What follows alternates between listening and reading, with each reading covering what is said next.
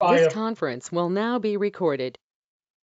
So sounds like you may be getting a little bit of that echo we had during our retreat. All right, if we're ready. Okay, notice is hereby given that the Lago Vista City Council is holding a regular meeting on Thursday, January 21st, 2021 at 5:30 p.m. as prescribed by VTCA Government Code Section 551.041 to consider the following agenda items. Sandra, please note that we have all of our council members in attendance. Executive session. Convene into a closed executive session pursuant to sections 551.071, advice of counsel, 551.072, real property, 551.074, personnel, section 551.087, economic development, Texas Government Code, and section 1.05, Texas disciplinary rules of professional conduct regarding A, consultation with legal counsel and possible action concerning any regular meeting agenda item requiring confidential attorney-client advice necessitated by the deliberation or discussion of said item as needed. Consultation with legal counsel regarding Lago Quality Foods, LLC, doing business as Baker's Bar and Grill Concession Services contract. C, consultation with legal counsel regarding potential annexation petition regarding all or a portion of the property at 18916 FM Road 1431, ABS 249, Survey 105D, and WRR Company. D, consultation with legal counsel regarding the sale of city property at 20806 Bonanza. E, consultation with legal counsel regarding pending or threatened litigation pertaining to cause number D-1-GN-20-004617, Alicia Reed versus City of Lago Vista, Travis County, 250th District Court. F, consultation with legal counsel regarding pending or threatened litigation pertaining to cause number D-1-GN-20-007701, David Stewart versus City of Lago Vista, Travis County, 98th District Court. Consultation with legal counsel regarding city charter and ordinances pertaining to contracting authority. H, discussion regarding the sale of real property, submerged lot 19A, composed of approximately 2.64 acres. And I, discussion regarding the sale of a strip of real property located adjacent to 3601 Roosevelt Cove, composed of approximately 1,552.91 square feet, or, and it says 1.04 acres, it's actually 0.04 acres. And we will convene at 5:34 p.m. See you on the other side.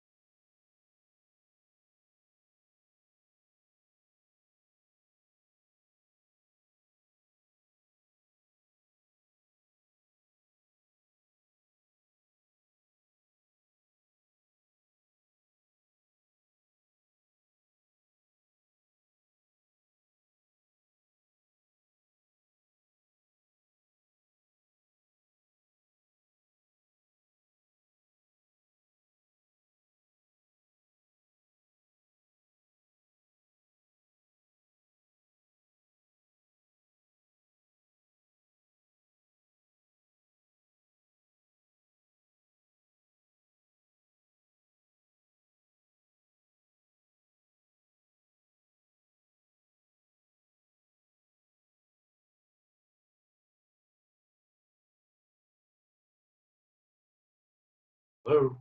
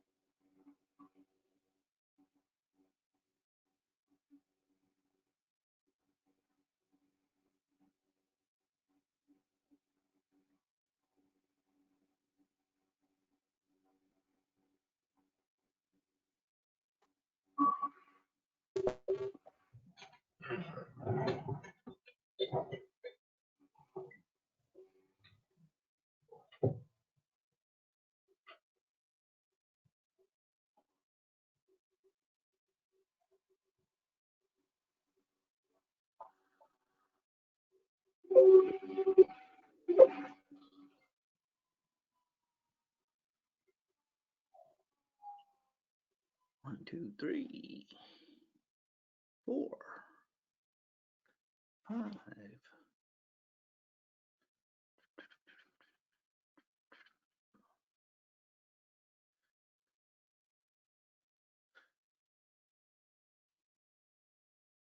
1, 2, 3, 4, 5. There's Paul. All right. Uh-oh. Oh, I made the presenter. Okay.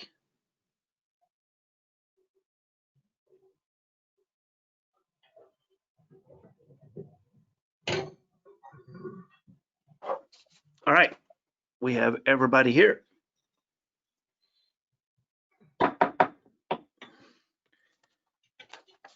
right, we reconvene from executive session into open session at 6:34 PM to act as deemed appropriate in city council's discretion regarding A, any necessary action regarding any regular meeting agenda item.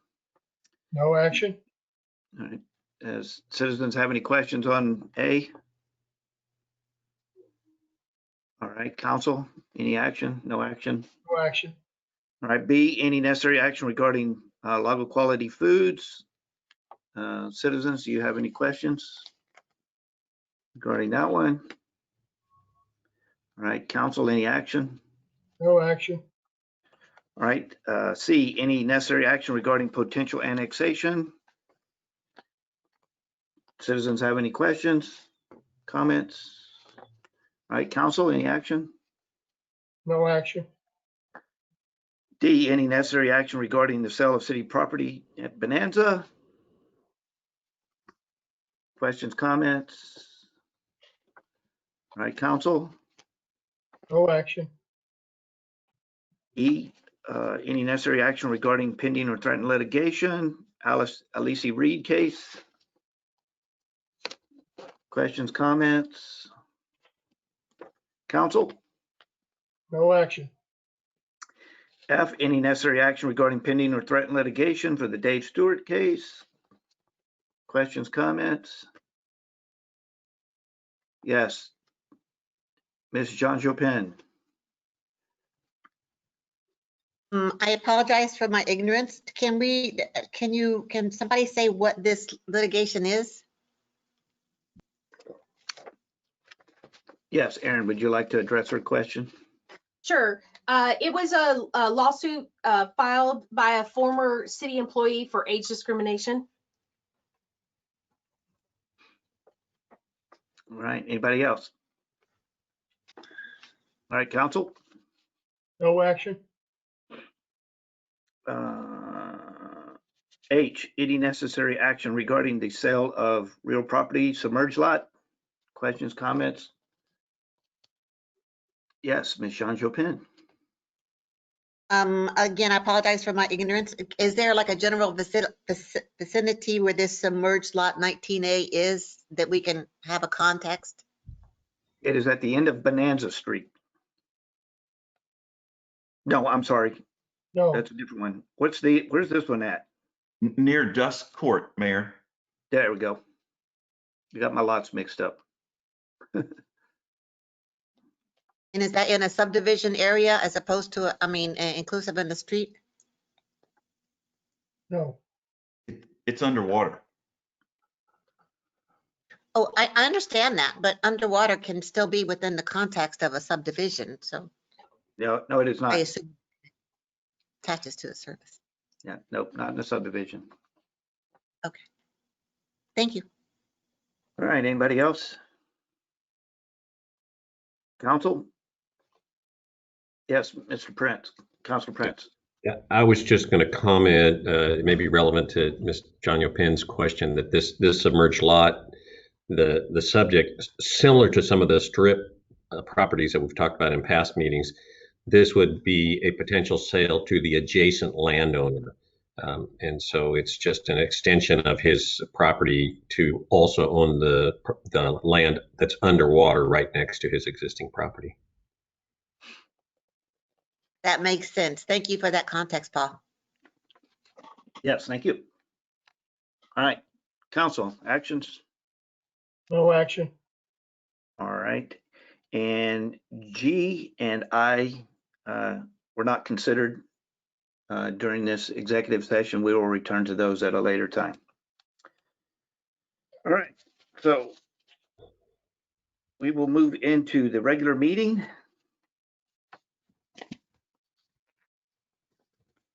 And we will begin with citizen comments.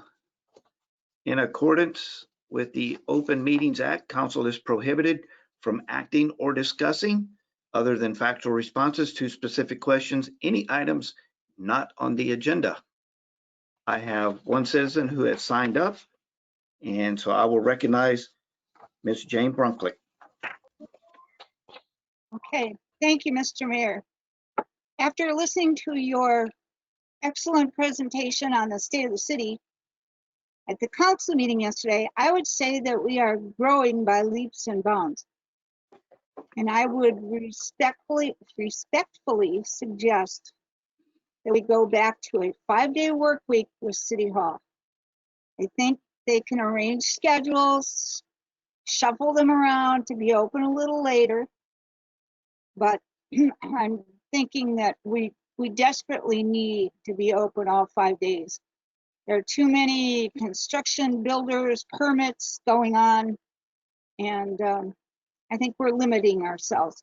Thank you for your time. All right, so, that's a city manager decision. We'll be considering our interim city manager tonight. I don't know if he'll take that into consideration or not, because he'll be at this time an interim city manager, or if he'll hold off and maybe let the permanent city manager make that. But that'll be on the new city manager, and I'm sure he will consider the schedule. All right, that's the only person I have that's signed up. Is there anybody else who would like to make a comment? Yes, Mr. Mayor, I would. I'm sorry. Who am I speaking? Okay, I recognize John Mr. John Moody. That's okay. My name is John Moody. I live at 20,000 Lincoln Cove.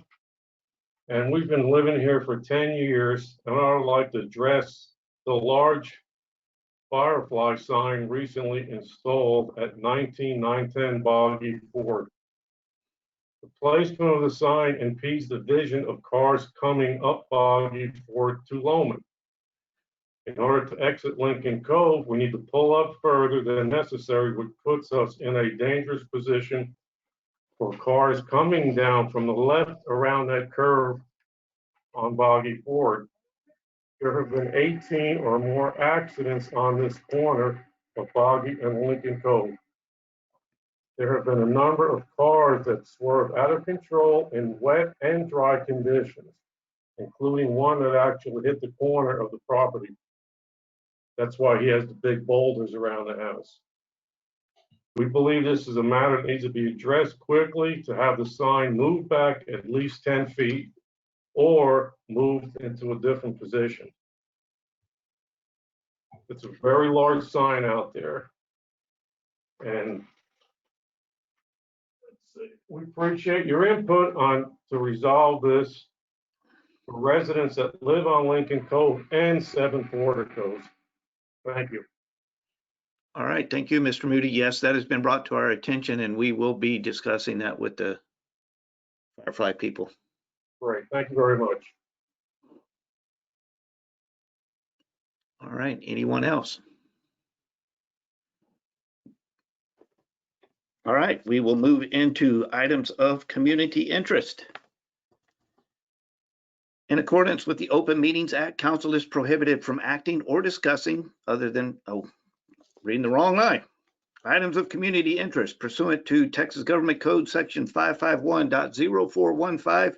City Council may report on any of the following items: expressions of thanks, gratitude, and condolences, information regarding holiday schedules, recognition of individuals, reminders regarding city council events, reminders regarding community events, health and safety announcements. Health and safety announcement, I have one there. I sat in on the state COVID vaccine phone call today. I don't really have anything new to pass on.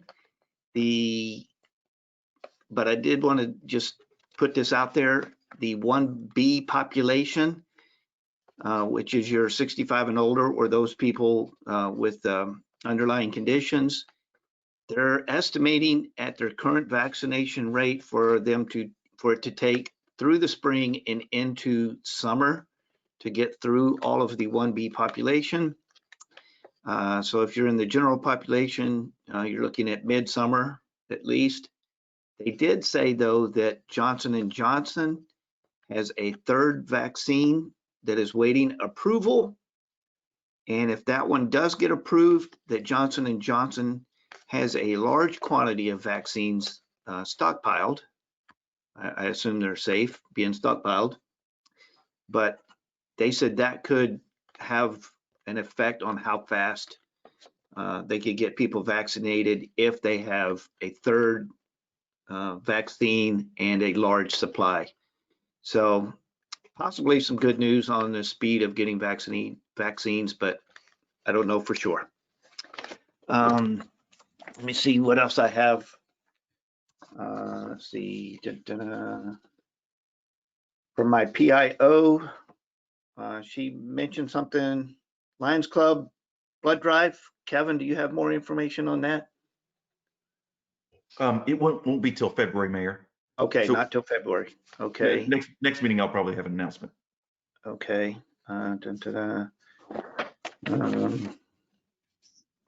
Yep, that's all I really have. She had some COVID updates on here, but I think I covered that pretty well already. Councilor Marion.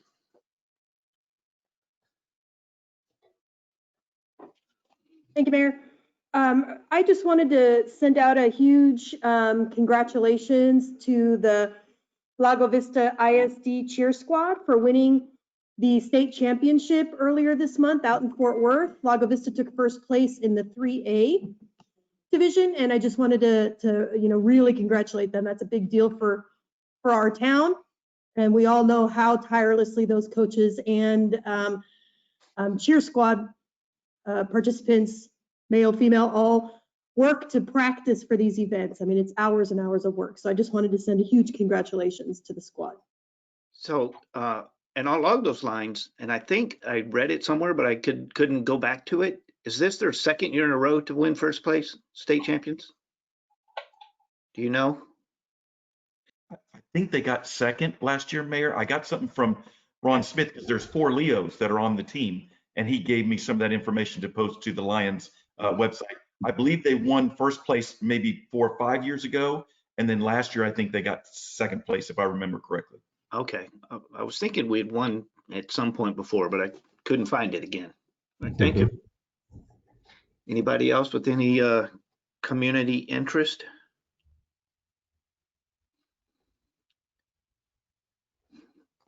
Aaron, point of order here. I have an economic development update that I gave at the State of the City address yesterday. Am I allowed to make that announcement in an item of community interest?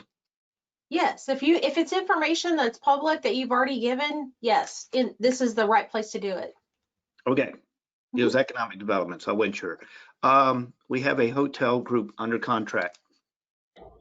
Preeminent Hotels, you can go to their website, preeminenthotels.com, and see the type of hotels that they put out. They have several different types. I believe they have a Best Western in Marble Falls, and either a Quality Inn or a Comfort Inn or something along an inn of some sort in Round Rock. But they are under contract with the lot next to CVS, between CVS and Ace Hardware. So fingers crossed, everything will go smooth and we'll break ground on our first hotel shortly. So thanks on that behalf. Anybody else? All right, we will move into our action items then. We're citizens. Do the citizens have anything of? I don't guess I gave y'all the opportunity to. All right, action items. Number 3, discussion, consideration, and possible action regarding a contract to hire the interim city manager and direction to the mayor to finalize and execute the contract. On January 12th, 2021, City Council voted to offer the position to interim city manager to Mr. Roger M.H. Chan. I've met with Mr. Chan on multiple occasions, including today. The proposed contract is included in this package. If approved, Mr. Chan can assume his role immediately or as soon as he is available. And I actually have the contract in hand, and he has agreed to the contract and signed it. So if council agrees to it, I can sign it immediately, and then he can participate in this meeting as the city manager. And I believe he's logged in. We got him set up. Mr. Mayor, I believe he appears as Josh Ray, but there he is. Oh, there he is. I'm having to look to 1,000 squares to find him. There he is. All right. So, council, questions, comments?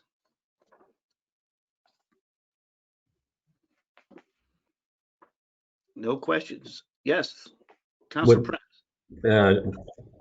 Just a comment, I'll say that, having reviewed the contract, I'm very comfortable with it and very much look forward to following a motion here, hopefully working with Mr. Chan. All right. I agree. Mr. Mayor, I agree with that assessment. All right. Anybody else? All right, anybody from the, I'm sorry? I just said same sentiment, Mayor. Thank you.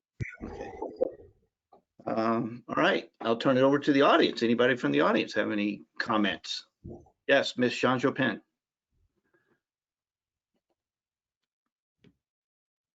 I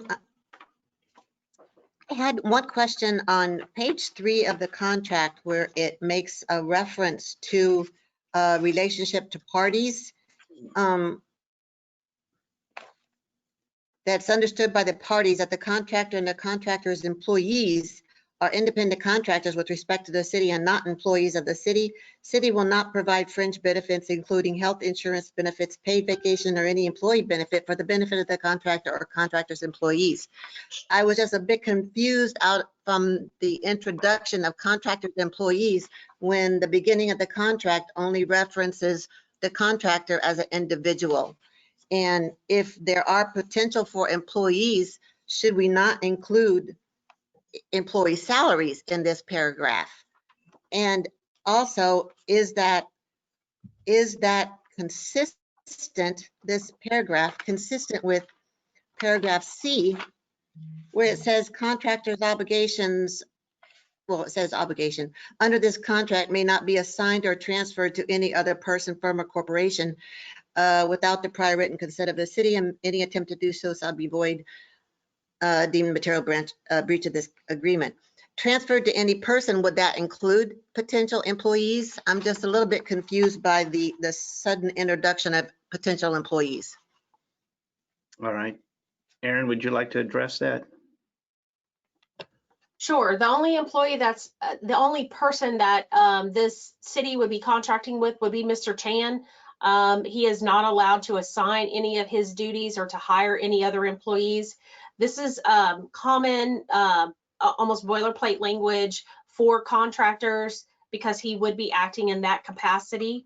Anybody that he wanted to hire to do work for him in relation to this agreement would have to be brought back before the city council. Thank you. Thank you. All right. Anybody else from the audience? All right. I will turn it over to council, and at this point, I will entertain a motion. Yes, Mr. Prince. Mr. Mayor, I move that we approve the contract with Mr. Chan as included in tonight's packet. Second. Does that include directing me to finalize it? Execute the contract. Yes, sir. Approve the I'll amend my motion to we approve the contract and direct the mayor to finalize the contract with Mr. Chan. Second. All right, I have the motion and the second. Any further discussion? All right, all those in favor say aye. Aye. Aye. All those opposed, nay. Hearing none, the motion carries unanimous. Paul, did you hear the gavel? Paul Roberts, I should say. Okay, yeah. Paul Roberts was criticizing me the other day for not banging my gavel loud enough. All right, so welcome aboard, Mr. Roger Chan. I'm going to recognize you and allow you to address council and the citizens. Oh no, we cannot hear you. Do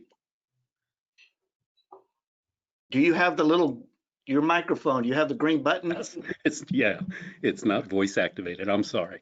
I just want to thank all of you on the council as well as the citizens of Lago Vista for entrusting me with this position. I am excited about this like you cannot believe.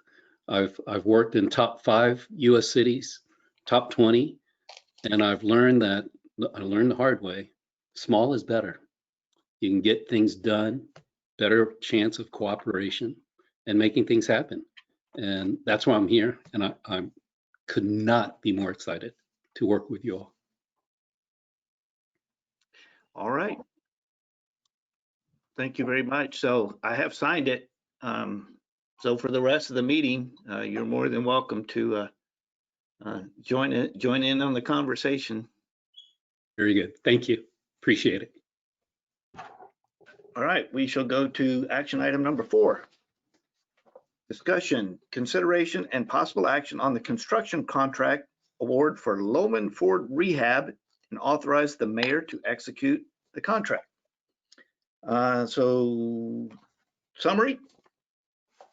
City recently had the bid opening for the Loman Ford Street Rehab project. The bid opening was on January 5th at 11 a.m. The proposed improvements up for bid consist of microsurfacing the entirety of Loman Ford Road, approximately 87,576 square yards of paving. The paving job consists of removing reflective traffic buttons and complying with city construction specifications, in addition to design drawing notes.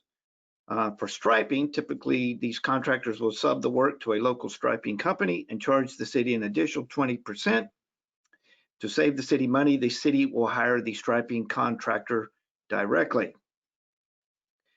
Bids: Intermountain Surrey Incorporated offered the best value to the city at $353,492.54. This contractor has 150 days to complete the work. Thus, likely completion is in June of 2021. The review of the tabulated bids indicates that low bidder used bid amounts that were both appropriate and competitive for the project. You can see the attached tabulated bids. The others were as follows: Missouri Petroleum at $393,789.65.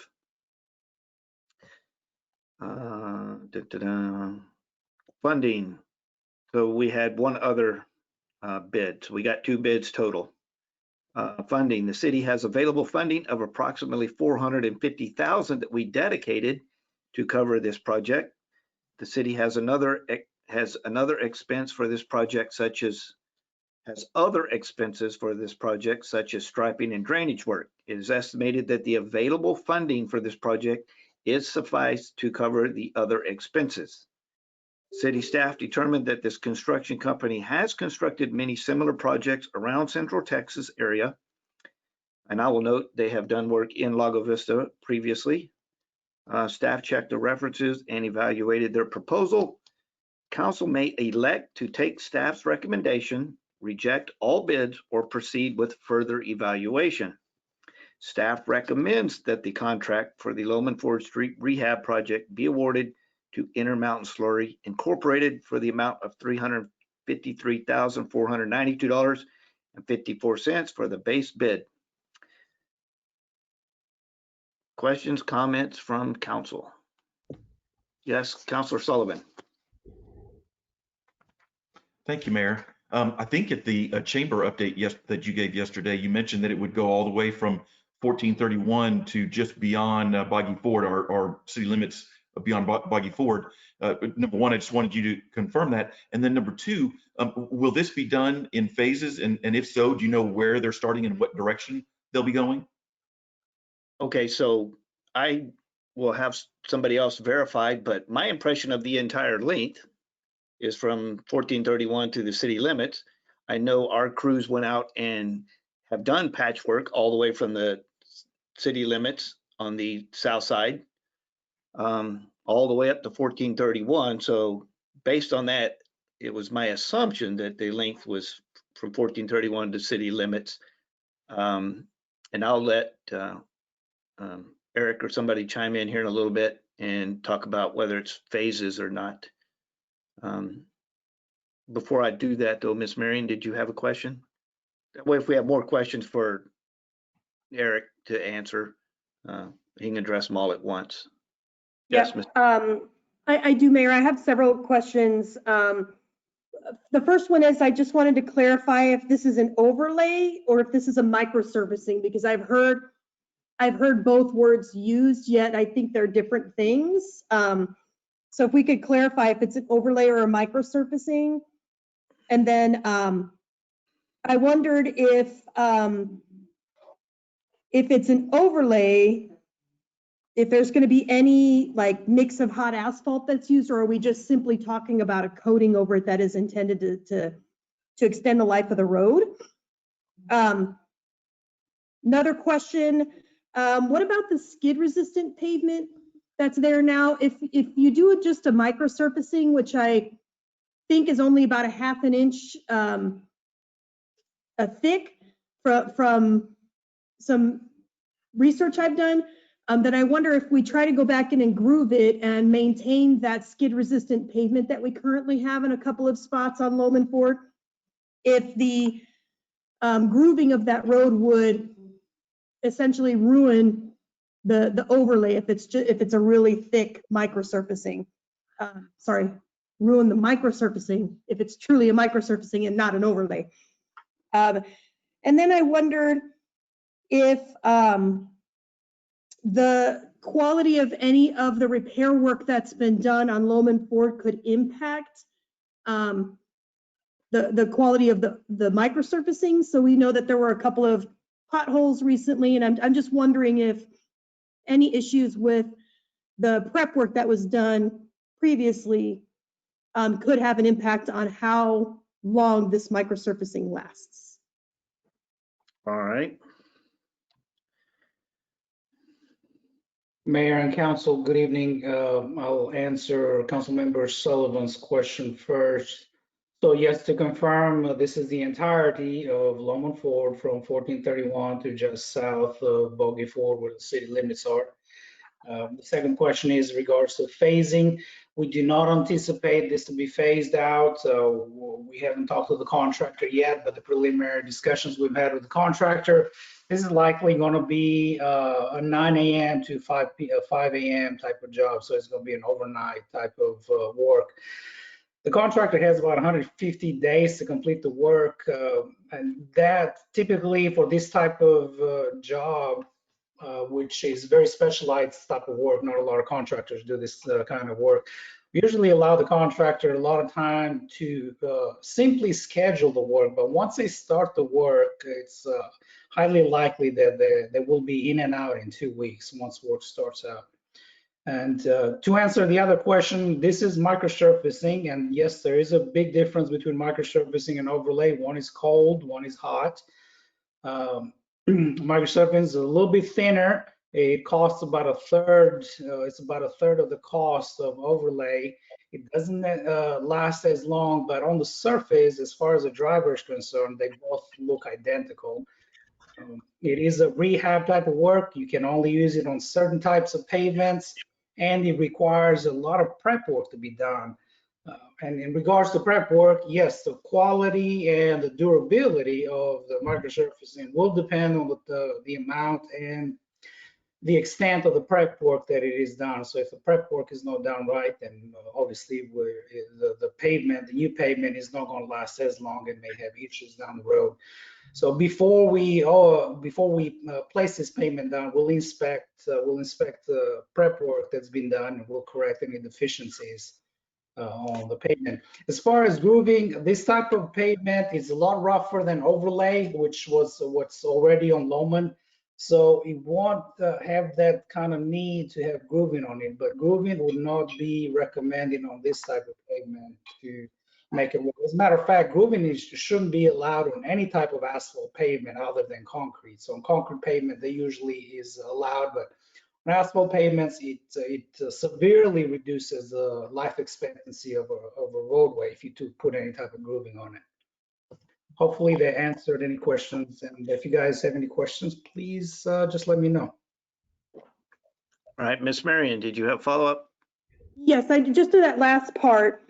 The grooving that was done, or the skid resistant pavement that was done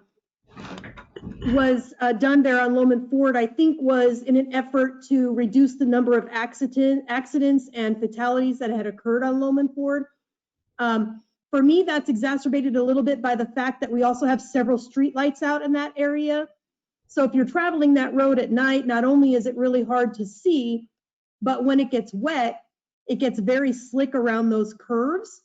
So I do have some concern about that skid resistant pavement and whether or not the city is going to do what we can to make sure that we maintain that. I heard you say that the overlay is a little rougher, but is it going to be as effective as skid resistant pavement?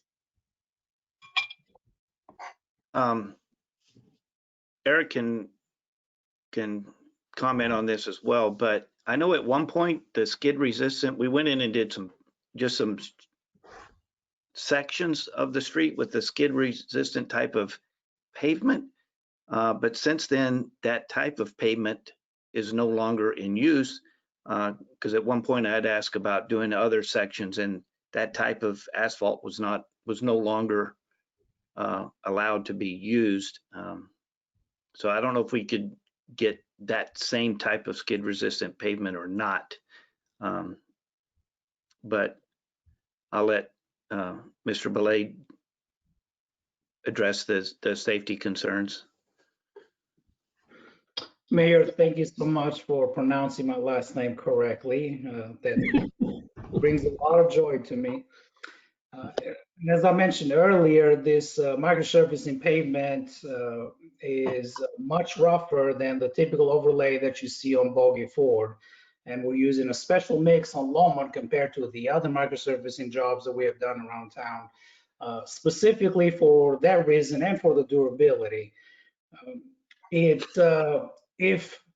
If somebody skids on this roadway, they are clearly going well above the speed limit that we wouldn't help them otherwise anyways, which would be unfortunate. But so this roadway is rougher than the overlay. It will provide a lot of skid resistance. The milling work that was done on the existing roadway goes a little bit beyond what you typically see out there, even though it's not recommended for pavement jobs, but it will provide sufficient skid resistance to normal, even the ones that go a little bit higher than the allowed speed limit. If somebody decides to go 70 miles per hour down on a rainy road, it won't help him whether there's grooving on the road or any type of pavement that may be on the road. Right. Thank you. Councilor Sullivan. Thank you, Mayor. I just wanted to get clarification on, I asked about phasing. I understand that the work's going to happen overnight, and it sounds like it's going to happen in a fairly compressed time period, but I can't imagine that they're going to pave half the Loman from one end to the other overnight and then to do the other half the next night. I'm assuming they're going to do sections at a time. And if that is true, if Mr. Belay can help us understand where it's going to start and how it's going to progress, I think it might be helpful to citizens. I'm just thrilled with joy tonight. Everybody pronounced my last name correctly. You guys are fantastic. Councilmember Sullivan, that is correct what you assume as far as this will be a very compressed time frame. It will start and will finish fairly quickly. Now, as far as where it's going to start, we're going to determine that phasing during the pre-construction meeting with the contractor on where they're going to start, where they're going to stop. Likely that's going to depend on where their mobilization spot is going to be. So they're likely going to start wherever the mobilization spot is going to be or close to it. So it wouldn't be unheard of for them to start midway on the northbound lane of Longmont by the high school if their mobilization site is nearby there, and come back around and finish at the same spot. So that wouldn't be out of the question. However, it will be done all at once. It will be done quickly, so then it will be striped shortly thereafter. Great, thank you. Councilor Prince. Just kind of reinforcing the safety thing. I appreciate your comments, Mr. Belay. That certainly has been a concern raised by a number of citizens, quoting the history of some fatal slide accidents. So it is obviously very important, as you can hear from our questions, that we as a city are comfortable that we're doing the appropriate thing for the speed limit in those areas for surface. So thank you for that comment. My question is backing up to the bidding process. I've had some folks ask me about that. I assume, number one, I'm very happy to see that we had more than one bid in this case, which is sometimes the case. Can Mr. Belay or someone walk us through a summary of the bidding process? How we advertised, where it was advertised, and the time frame for that, because that's been specifically asked of me. Absolutely, Councilman Prince. The bidding process follows our Texas Local Government Code 262, if I'm not mistaken. And that code lays out the bidding procedures and how it should happen, and we pretty much follow that to a T. So the process, when it starts, is obviously the construction documents have to be prepared by a licensed professional engineer, a Texas licensed professional engineer. And those are advertised on the local newspaper. In this case, in our case, it's going to be Hill Country News. But we found in the past that really doesn't get a whole lot of bidders out there. So what we also do is we advertise them on construction journals, and nowadays they are on websites. So my personal favorite one is CivCast, because we found out that we get a lot more bang for the buck as far as bidders out of CivCast. So civcast.com is a website that a lot of contractors use. And what happens is a lot of other construction journals, usually they copy off of each other. So if you post it on one, you pretty much post it on all of them. So whatever you post on one of them, you're going to see it on the other construction journals out there. So once they get posted on the website, typically, and also gets advertised in the newspaper for at least twice on 2 weeks, we typically allow about a month from the first time of advertisement to the bid opening day. The state law requires that the bid opening needs to be no less than 10 days after the second advertisement. We usually allow a lot more than that. And I think, and then obviously we have a pre-construction conference usually right after the second bid advertisement, or I'm sorry, a pre-bid conference to answer any questions that the bidders may have. And that is done right after the second advertisement. And usually about 10 days after that, and typically we allow 14 days or more, we have a bid opening.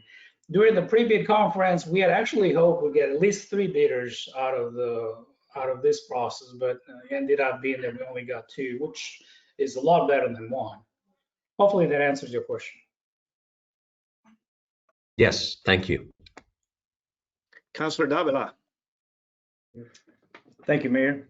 Mr. Belay, I have a question that I bet most of the people out there that are listening to this broadcast would have, and that is, can you briefly describe how the traffic flow is going to be handled while this construction is going on?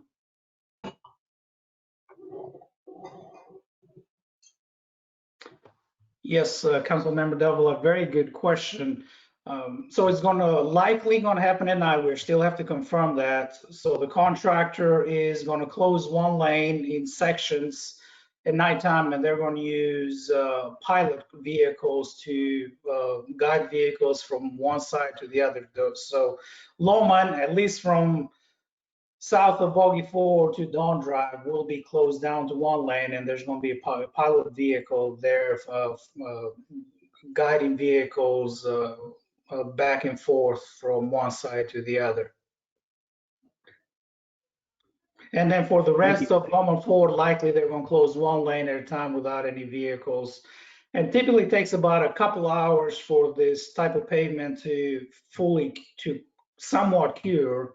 And it takes about 7 to 30 days to fully cure, but within a couple hours, vehicles can drive on it.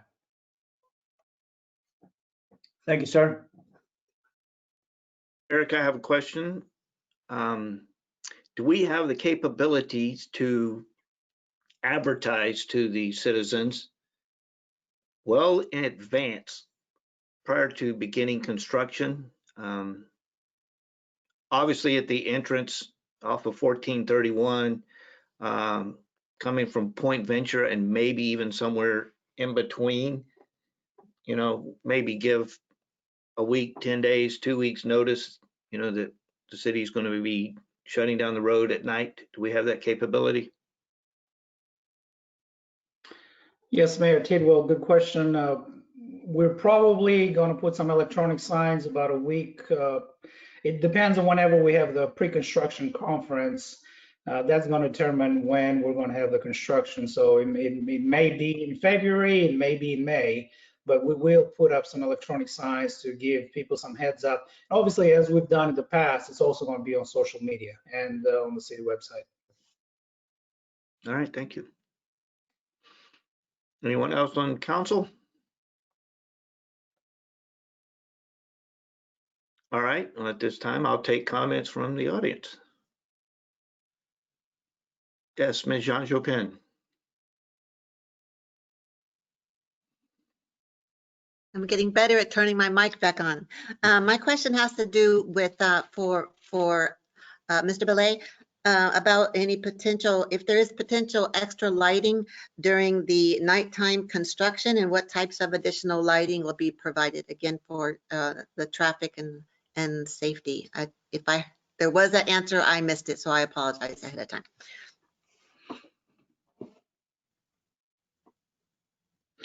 Mayor and council, we don't really know at this point how this is going to be set up. I don't want to tell you the wrong thing. This is something that we're going to address during the pre-construction conference, conference with the contractor, and that's going to be part of their traffic control plan that they have to submit to the city for approval. Likely, as other constructions that happen at night, there's going to be creek lights around the construction area, obviously coned off, and workers around the construction area. But something that we still have to determine, and that's going to be it's going to be laid out on our social media and our notices to the general public. Thank you. Ms. Jean Jopin, I will comment that I just from experience, I know whatever lighting is used at night will be to light up the construction area, because you definitely don't want light shining into the eyes of anybody coming down the street. So whatever type of lighting is used will be focused on the actual construction area. Thank you. All right, anybody else in the audience? Yes, Mr. Durbin. Yes, I noticed that you had said that we are trying to do a little cost savings here by not having these guys do the striping because they contract locally to do it.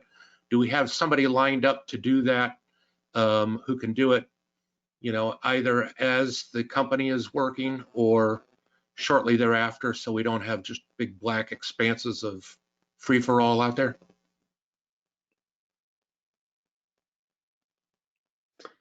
Yes, Mayor and Council. Typically, what we do in the engineering department is we set up an estimate of how much something is going to cost, and if it's something that we think we can do it with requesting quotes as it lined out in Section 252 of local government code, then we'll use that process. So in this case, we estimated it was going to be about $45,000 to stripe, and so we requested quotes from all the local striping companies, including hub businesses, and the lowest we received a quote, or received several quotes, but the lowest quote came in, if I recall, between $35,000 and $37,000 to stripe Loma Ford. I believe we might have received 5 quotes, and if I recall well, we issued it out to 10 prospective companies.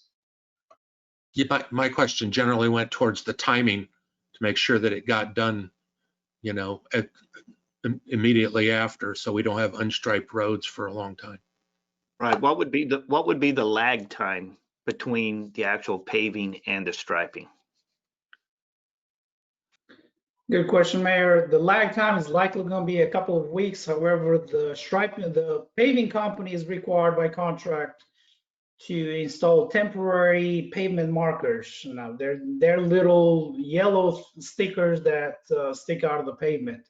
They usually, they can stay there for up to a month and they usually end up falling off after that. But as far as our quotes from the contractor, it was made clear to, the striping contractors was made clear to the striping contractors that they had up to 3 weeks to complete the job. And in the past, it's been no longer than 2 weeks, the way this has been handled. All right. Thanks. Anyone else in the audience?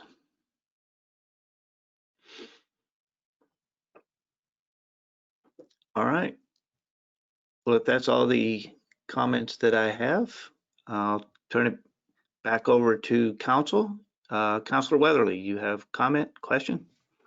Are we not ready for a motion? Oh, if that's what you wish to do, yes, we are. I just saw your hand go up, thought maybe you had a comment, but yes, I'll entertain a motion. Mr. Mayor, I'd like to make a motion that we accept the bid from, forgot the name already, Intermountain Surrey in the amount of $353,492.54, and that we authorize you, or the new city manager, to execute the contract and to start the process. A second? All right, so the way it's written in, okay, it does say mayor or city manager. Okay. All right, so I have the motion and a second. Any further discussion? All right, all those in favor say aye. Aye. All those opposed, nay. Hearing none, the bid is awarded to Intermountain Slurry. And we go to number 5. Discussion, consideration, and possible action on a FEMA grant agreement approval and authorize the mayor to execute the agreement. All right, summary. The city recently was awarded $110,130 grant from FEMA to purchase and install an emergency generator at water plant number 3. We had applied for $129,753. We were awarded 92% of that. This is a 60% grant. FEMA also awarded an additional $9,177.50 for grant management cost. So the total project cost is estimated at $183,550. And the city has already budgeted our 40% required to complete the project, which is the remaining $73,420. Through the budget process, we had set aside $86,502 from the utility fund to meet our 40% of this project. This is an agreement with FEMA to lay out the terms and conditions on reimbursement of this grant. Grant was awarded on January 5th. Council had previously approved the resolution for city staff to work with the grant management firm to apply for this grant. The city worked with TRC Engineering and Langford Grant Management firms at a total cost of $5,500 to apply for this grant. Although the application costs incurred are not reimbursable, any future grant management and engineering costs are included in the total project cost and are reimbursable by FEMA at that 60% level. So questions, comments from council and Councilor Marion. Thank you, Mayor. I really just have a comment. While I'm a little surprised that there hadn't already been an emergency generator purchased for water treatment plant number 3, given the volume of water that this treatment plant puts out. I think this is a good expenditure. It seems to me like a good use of our funds. And I did do the math and made sure that that was 40%, and it sure is. So thank you. Councilor Sullivan, excuse me. Thank you, Mayor. I just wanted to ask if we would actually execute on this project during this fiscal year. I would assume so, Mr. Belay. Mayor and council, that is correct. As soon as council approves this and we sign the contract, then we'll get right to work. And we do have 1 year to complete the contract. So it's likely going to be in place and mostly complete by the end of the fiscal year. There may be some paperwork for the following fiscal year, but the vast majority of it should be substantially complete by October 1st. Great, thank you. Mr. Belay, if I may ask, what's the size of the generator? Forgive me for not being certain, Mayor, without looking at the paperwork. I want to say it's a 500 kilowatt generator. All right. Anybody else on council? Yes, Councilor Davila.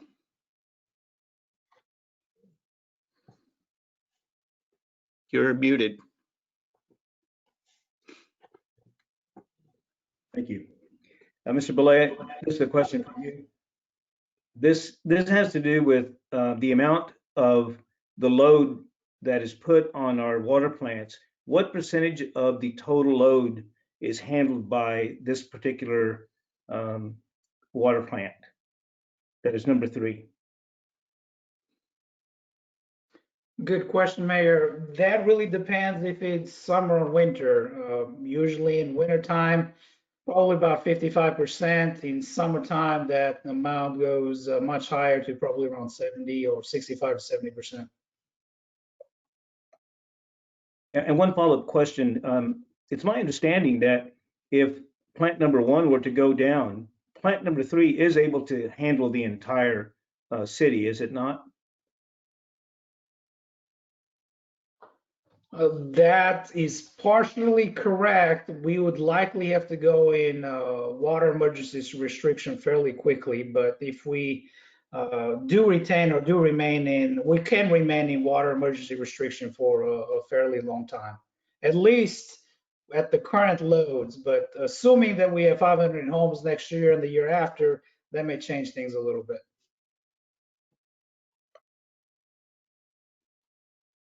Thank you. All right.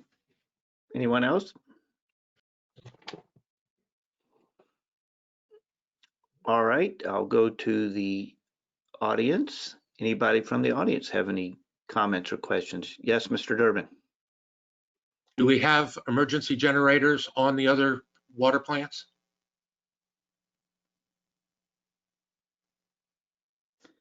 I was certainly afraid somebody was going to ask that. I was myself surprised coming into the city and finding out that we do not have emergency generators at our water plants or water intakes. I do believe that during the planning phase of water plant 3, they did have plans for a secondary source of power.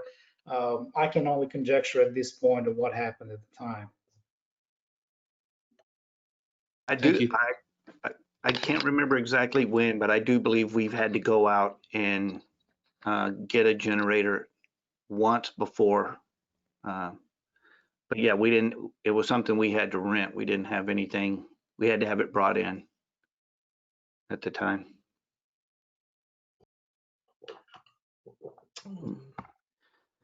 Mr. Paul Roberts. Thank you, Mr. Mayor. Great questions from Councilman Davila and Mr. Durbin. They actually asked the questions I was going to ask, but I'd like to expound upon that. Are there any other grant opportunities for which we could apply to cover these additional needs that we clearly have?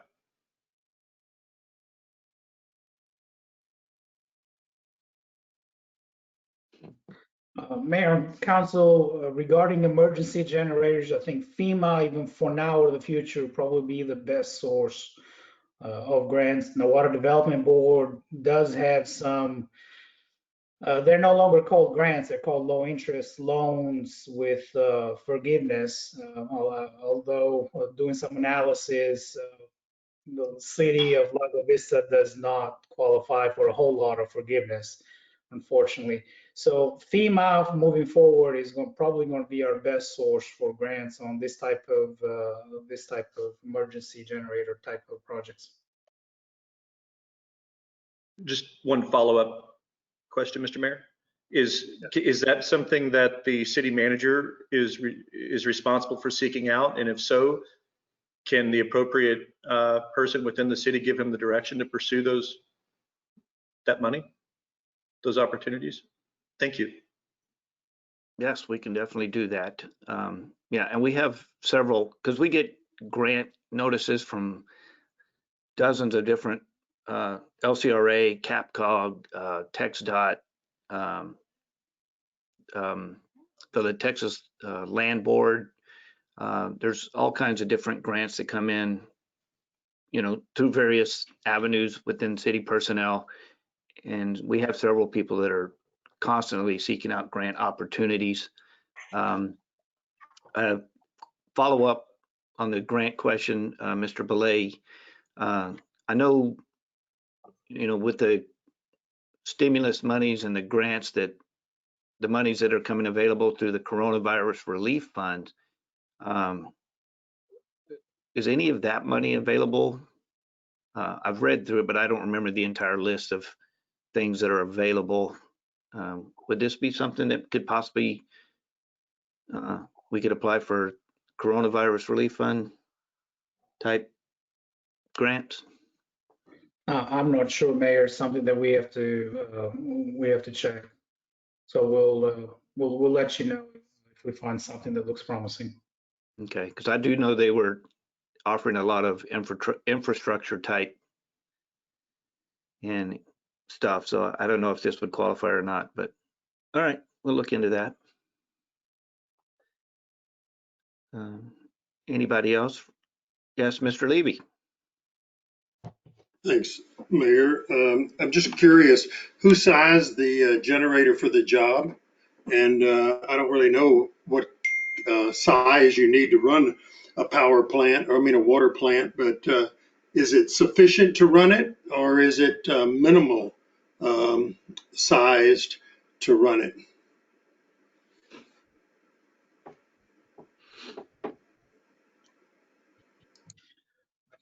Mayor and Council, both of those questions, the answer is yes.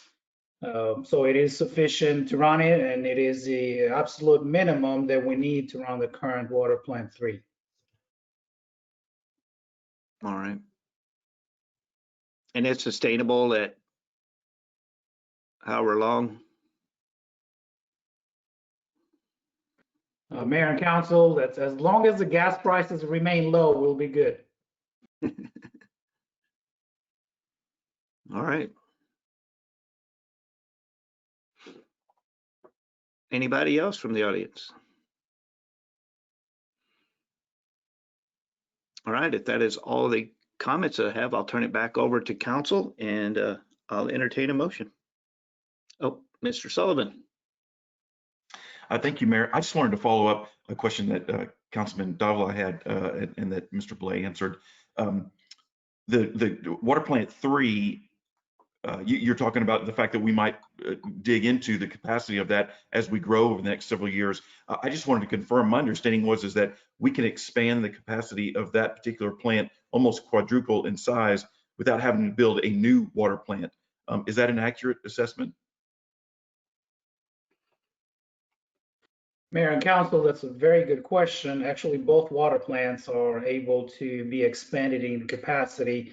Water plant 1 can be expanded to double its capacity, and water plant 3 can, as Councilmember Sullivan clearly stated, it can be as much as 4 times. There's some infrastructure that needs to be built in place to accommodate that high volume.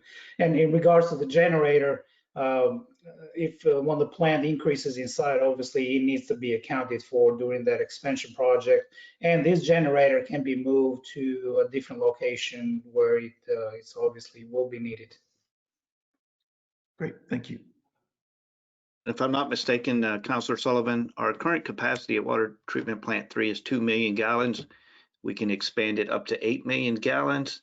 I believe our load right now is roughly maybe a little over 1 million during the winter and goes up to about 1.4 or 1.5 during the summertime, if I'm not mistaken.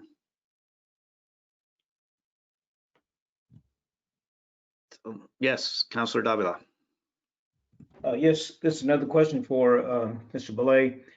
Is it not true that the generator that we're talking about is a stationary generator that will be placed on a concrete pad? That's the impression that I got from reading the material.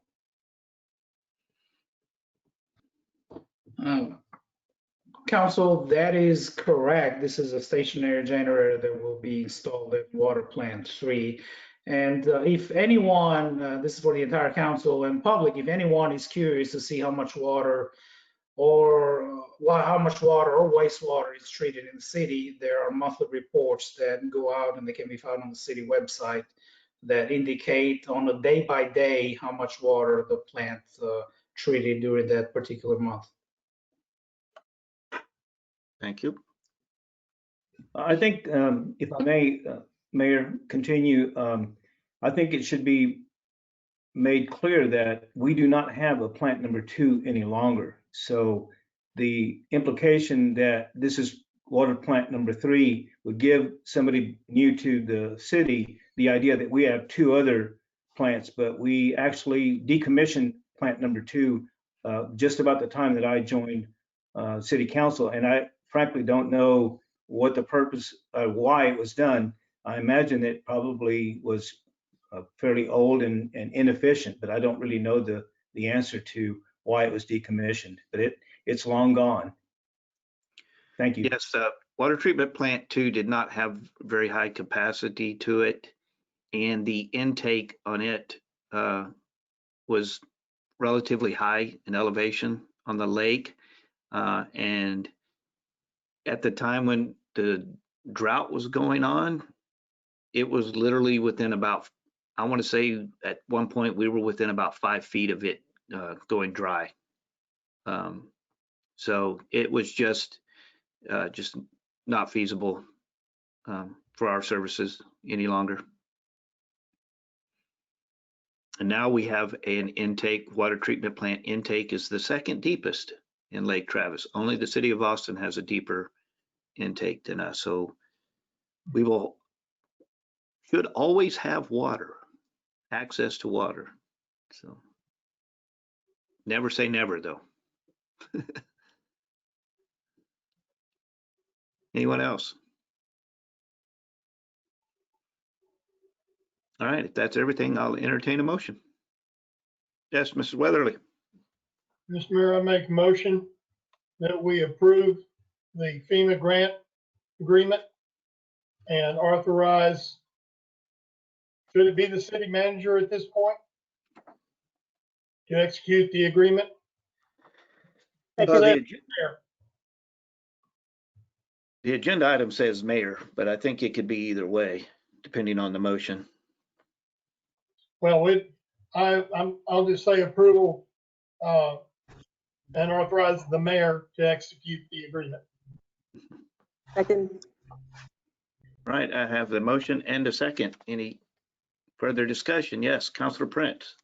Well, I would just simply suggest amending the motion to say city manager, because we have a city manager and that's probably who should execute it. Either that or city manager or mayor, so that we give Mr. Chan the ability to follow through on this. All right, are you good with that amendment, Mr. Weatherly? I would only ask Aaron, since it says authorize the mayor, can we do it? City manager or mayor? Yes, Mr. Mayor, we can. You can. The agenda item is for one thing, but you can certainly authorize either the mayor or the city manager to execute. Then I will amend the motion to authorize the mayor or the city manager to execute the agreement. Second. All right, I have the motion and the second. Any further discussion? All right, all those in favor say aye. Aye. Aye. All those opposed, nay. Hearing none, the grant is approved. Unanimous. All right, and we go to number 6.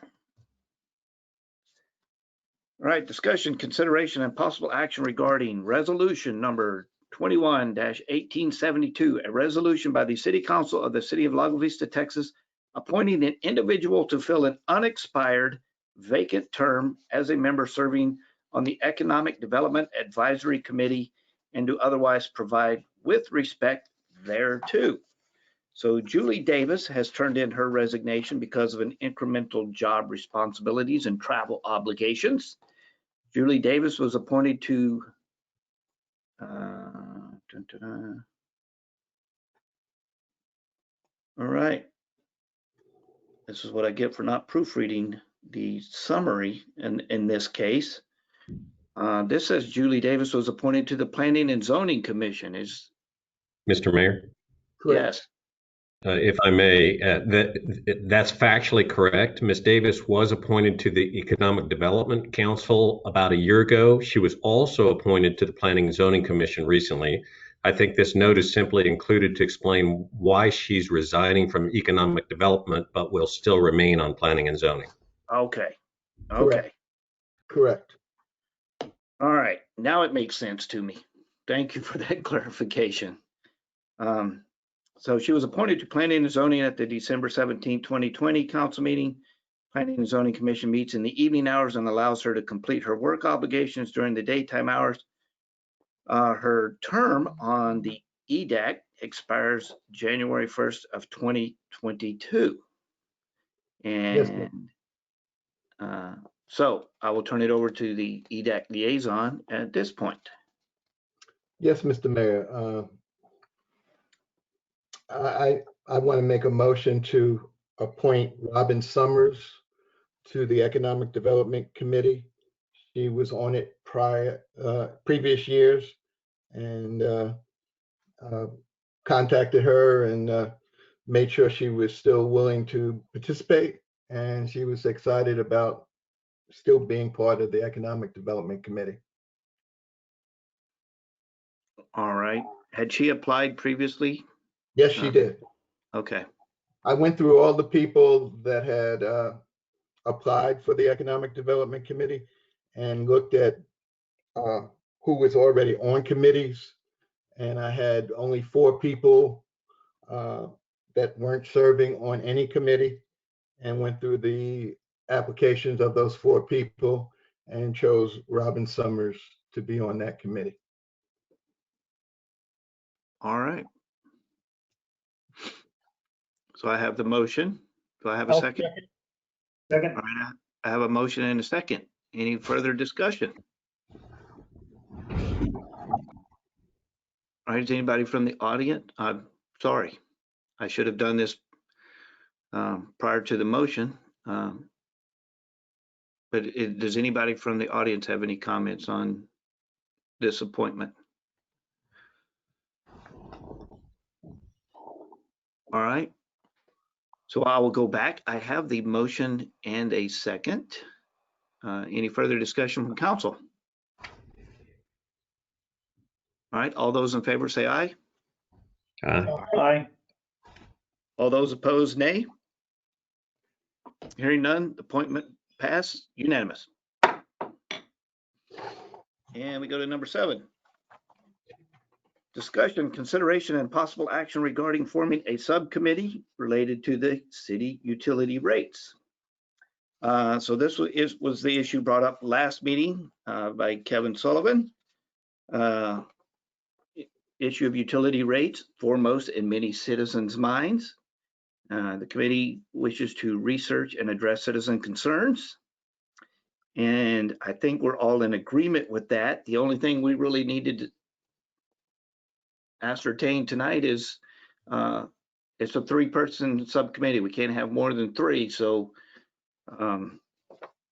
who's interested in being on this subcommittee? So I see Sullivan and Marion's hands. Are those just volunteering, or are those you have a comment? I want to be on. All right. Me too. All right. So I got Sullivan, Marion, and I see Davila's hand. That's 3. Prince.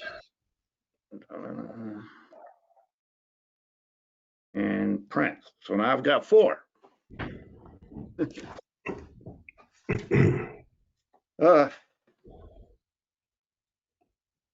So what other subcommittees do we have? Who's on other subcommittees right now, if I may ask? Mayor, I'm not on any. Okay.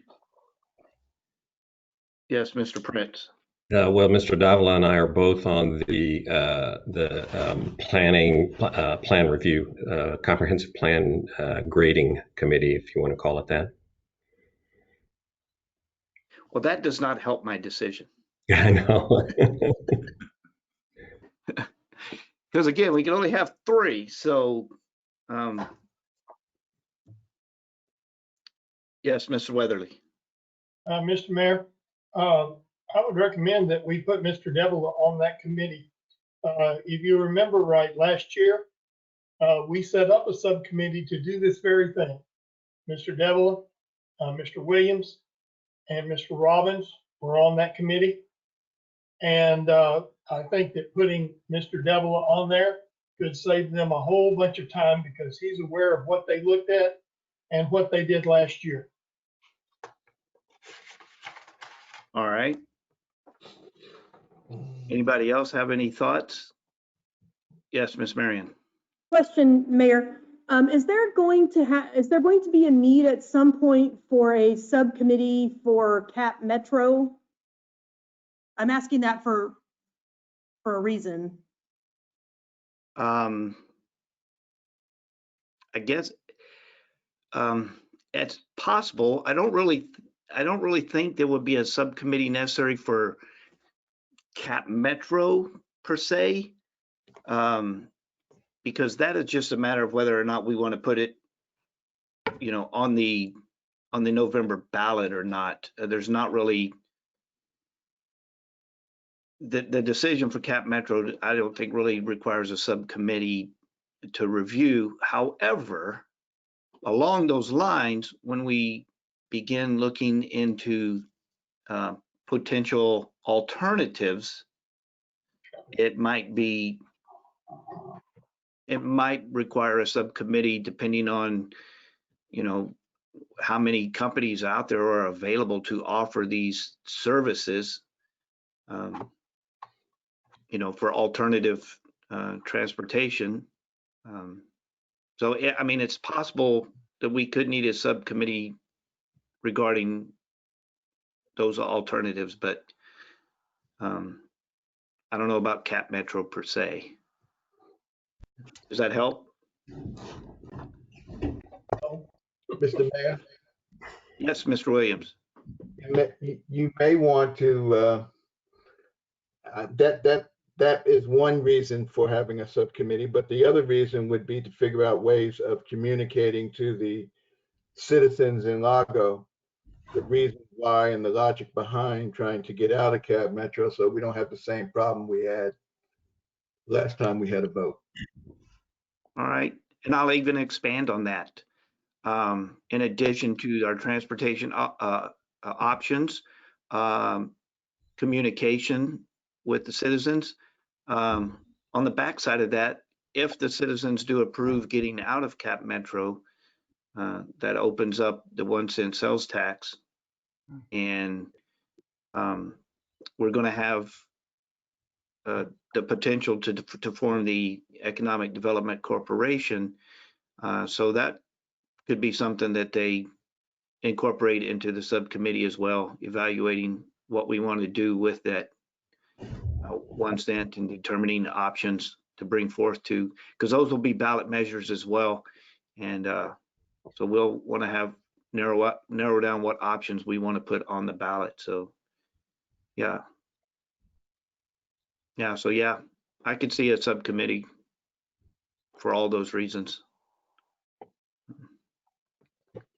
But before we get too far off into other things, we're discussing this one right now, so I don't want to get too far off the agenda item.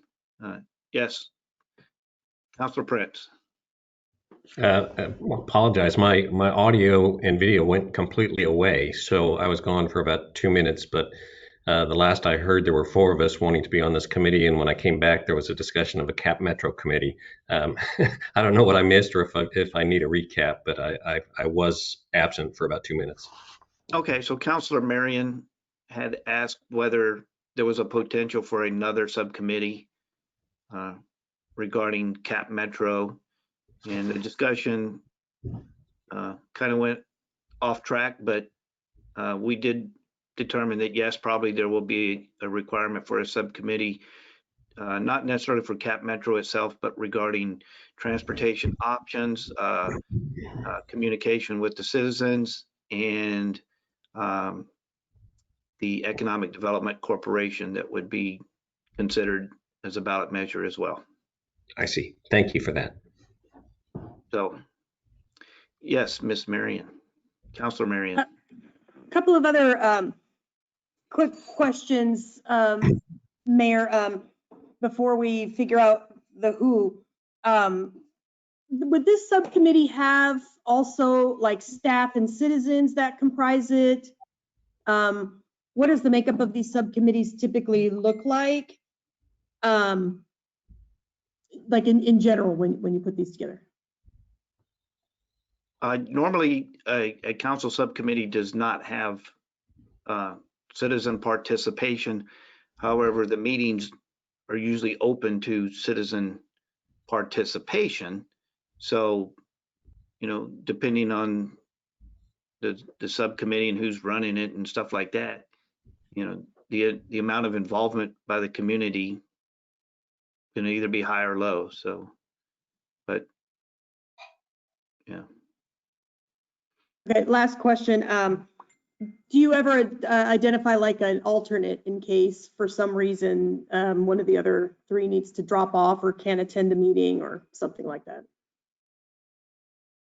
Yes, we can always do that. We just got to remember that, you know, if we go over 3, then it becomes a subject to open meeting. So.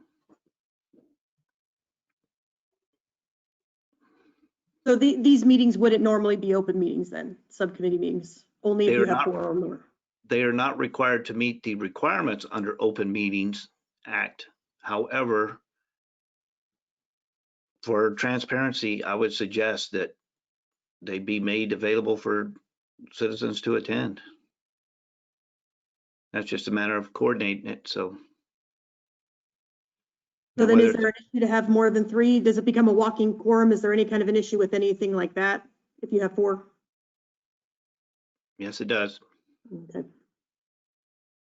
Yes. But yeah, otherwise it's just a matter of coordinating it so that since we can't do in person larger than groups of 10, you know, depending on the turnout, if the committee so chose, we could have in-person meetings. We just can't have more than 10, and we've got to maintain the social distancing requirements. So I'm sure we could make it work. That's if we wanted to do in person. We can always do the virtual meetings.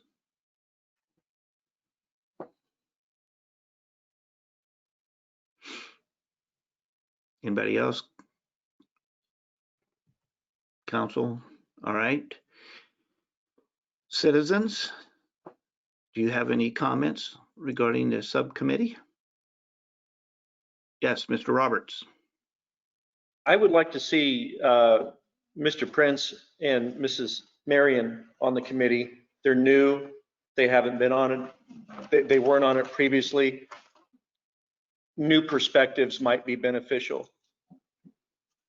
Thank you. All right, thank you. Anybody else in the audience? All right, we'll go back to the agenda item then, and I'm going to ask for a motion. And for the motion, I want you to include your 3 nominees, and then we'll vote. If it's not approved, then we will go to, I'll entertain another motion for. So, yes, Mr. Weatherly. Mr. Mayor, I make a motion that we establish a subcommittee with Arch Devila, Kevin Sullivan, and Paul Prince. All right. I have the current motion with the committee members being comprised of Councilor Sullivan, Councilor Davila, and Councilor Prince. Do I have a second to this motion? I'll Second. second. All right. I believe Dave Williams made the second there. Any further discussion?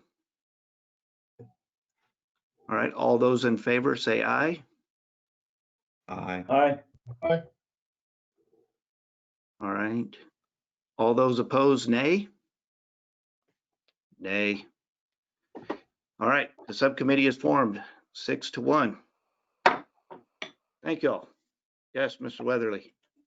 The only thing I'd like to add to Councilwoman Marion, I think that you would be an excellent individual to put on a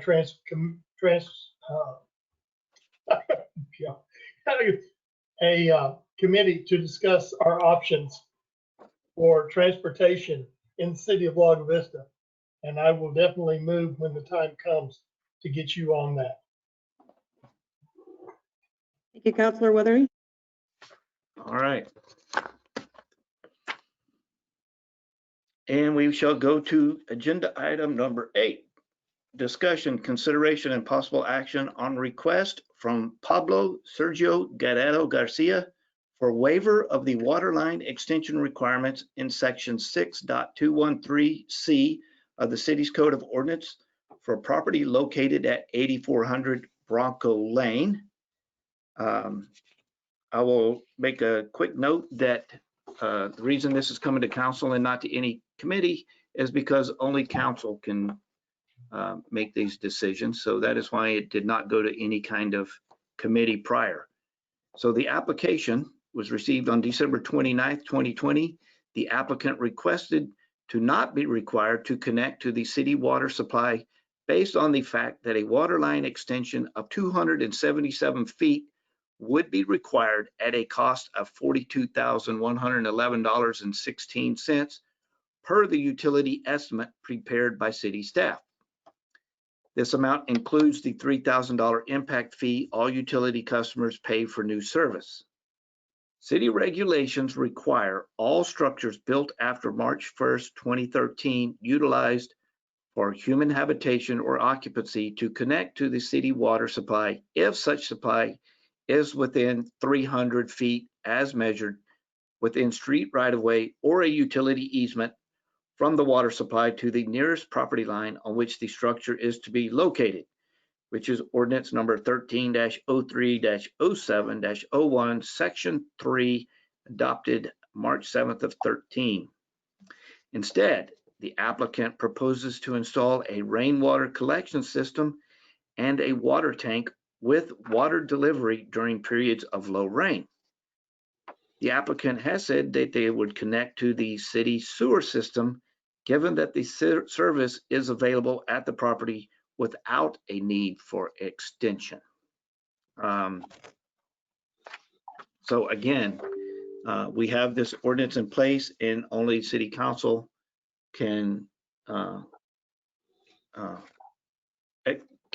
grant a request like this.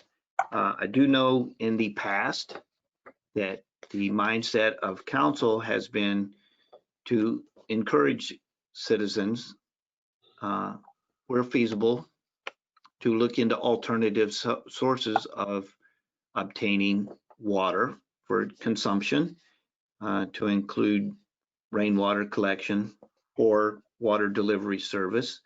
So this is not, something out of the ordinary. We do have citizens that have rainwater collection systems in place. So this is not a unique request.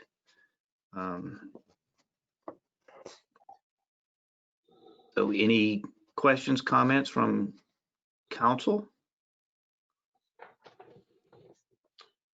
Mr. Mayor, I just Yes. have wouldn't a rainwater collection system be very expensive also? I mean, I'm. Yeah, and I believe his estimate is in the packet. it was fairly expensive, but compared to the extension, I believe there was a substantial amount of savings. I have to pull up, let's see if I can find what page that's on, number 8. I didn't see.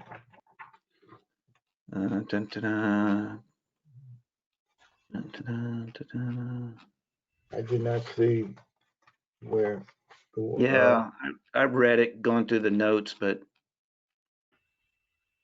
I don't remember exactly what page I read it on. Okay. I'm trying to flip through it real quick to see.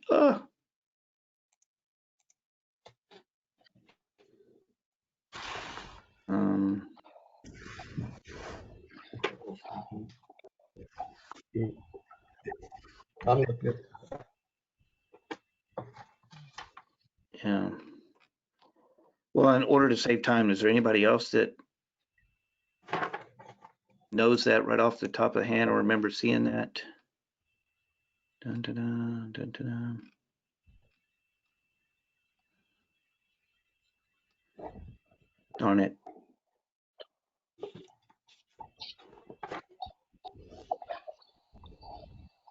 Let me see. Was it on this one?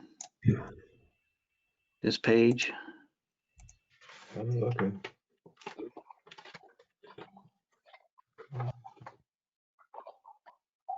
Mayor, I just looked through material on this item and I didn't see an estimate for the rainwater system. Yeah. All I saw was the figures for the water and sewer. Yeah. Okay. Yeah. It is. I thought it might have been in his the write-up for his petition, but I didn't see any number there either. Yeah. Maybe I just thought doing online research, trying to compare it myself, but I was thinking it was about anywhere between 15 and 20,000 is what I was thinking, which was still expensive, but okay. All right. Yes, Councilor Prince. If I understood you correctly, Mayor, that we do have other citizens that have rainwater collection that we've not required to connect to city water.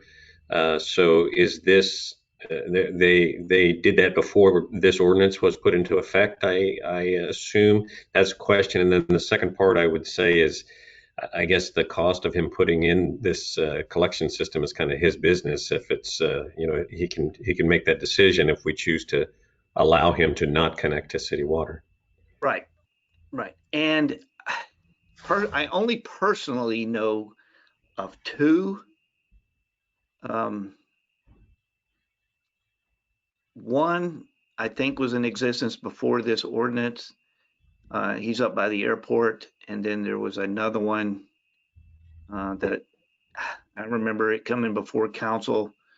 Because in that case, they had put in the thing without getting permission first. And then it got, they had to come to a council to get it approved. And there was some issues around it, but I'm pretty sure that was after this ordinance was in place. So, but I do know it's not, this is not unique. This would not be the only, independent system in the city. Yes, Councilor Marion. Thank you, Mayor. I actually have a few questions. You kind of already answered one, because one of my questions was going to be if this is something that that the city frequently approves when folks think that it's just too expensive to connect to city utilities. So I guess one is a concern. I just wonder about any potential precedent that we could be setting, right? So I don't like the $20,000 estimate I've got to connect to utilities, so I'm going to put a rainwater thing in to save half the money, and I wonder how rampant that could become. And then I'm wondering so in the packet, the applicant said that they could connect to city water as soon as there is a connection that's closer to their home that would be less costly. But if this is approved by council this evening, there's really no way of enforcing that later on down the road, right? And coming back and saying, now that it's closer, you must connect. So that's kind of a question / comment. And then it also has in here, right, that idea of the rebate. And I had a question about that. So it says that as others, if we deny this and they have to connect to city water, as others need to connect to that same line, then this homeowner could get a rebate. And I'm just wondering if somebody could explain to me how that works. So like the next person that comes in, they cost share by paying half. But then what happens as person 3 and person 4 comes in? How does that get cost shared among all of them now? And are you then sending partial rebates to everybody? Like, what does that look like? Does that get super complicated as more people connect, or would that be limited to just one additional household? How does that? Mr. Mayor, you want me to address that? Yeah, you could do that. But yeah, definitely not enforceable. But yes, you can explain the rebates if you would like. Sure. So typically what will happen, a rebate agreement would be entered into between the city and the property owner, and anybody who connects to a portion of the line that they paid to extend, meaning the intervening properties between where the line ends today and where the line goes to connect to this gentleman's property. Those intervening property owners would then have to pay their proportionate share of that portion of the line. So we set it up, we identify the properties that would be subject to that connection, and any of those properties that connect within the next 10 years would have to pay their proportionate share. That money is collected from those new connections and then provided to this gentleman, or to the person with whom we've entered into agreement. This happens pretty commonly when you have developers who or builders who want to build a house in a kind of relatively undeveloped area, and so they want to build in the middle of the street, but the line is only at the end of the street, so they'll put the entire line in to get to that property, and then we will enter into an agreement and establish the pro rata share for each of those intervening properties. It's all in the agreement. We've also gone through the process to help with the enforceability and the transparency of those agreements, meaning we're going to require that those agreements be filed in the deed record so that anybody who purchases those properties, those intervening properties, understands that connection to the water system, there is this agreement that they would owe then the pro rata share of that line extension fee that was paid by someone else. So that's how that works in general. Is the pro rata a set amount, or is it a percentage? So like if it covered, spanned 4 lots, the other 3 lots come in, they would each be responsible for 25%? So that all 4 are paying. It's a distance. It's an amount per foot. And so you figure out how much it costs in total, you break it up for the number of feet, and then you figure out for each property where that connection would be, and they pay their pro rata share on a per foot basis. All right. Yes, Ms. Marion.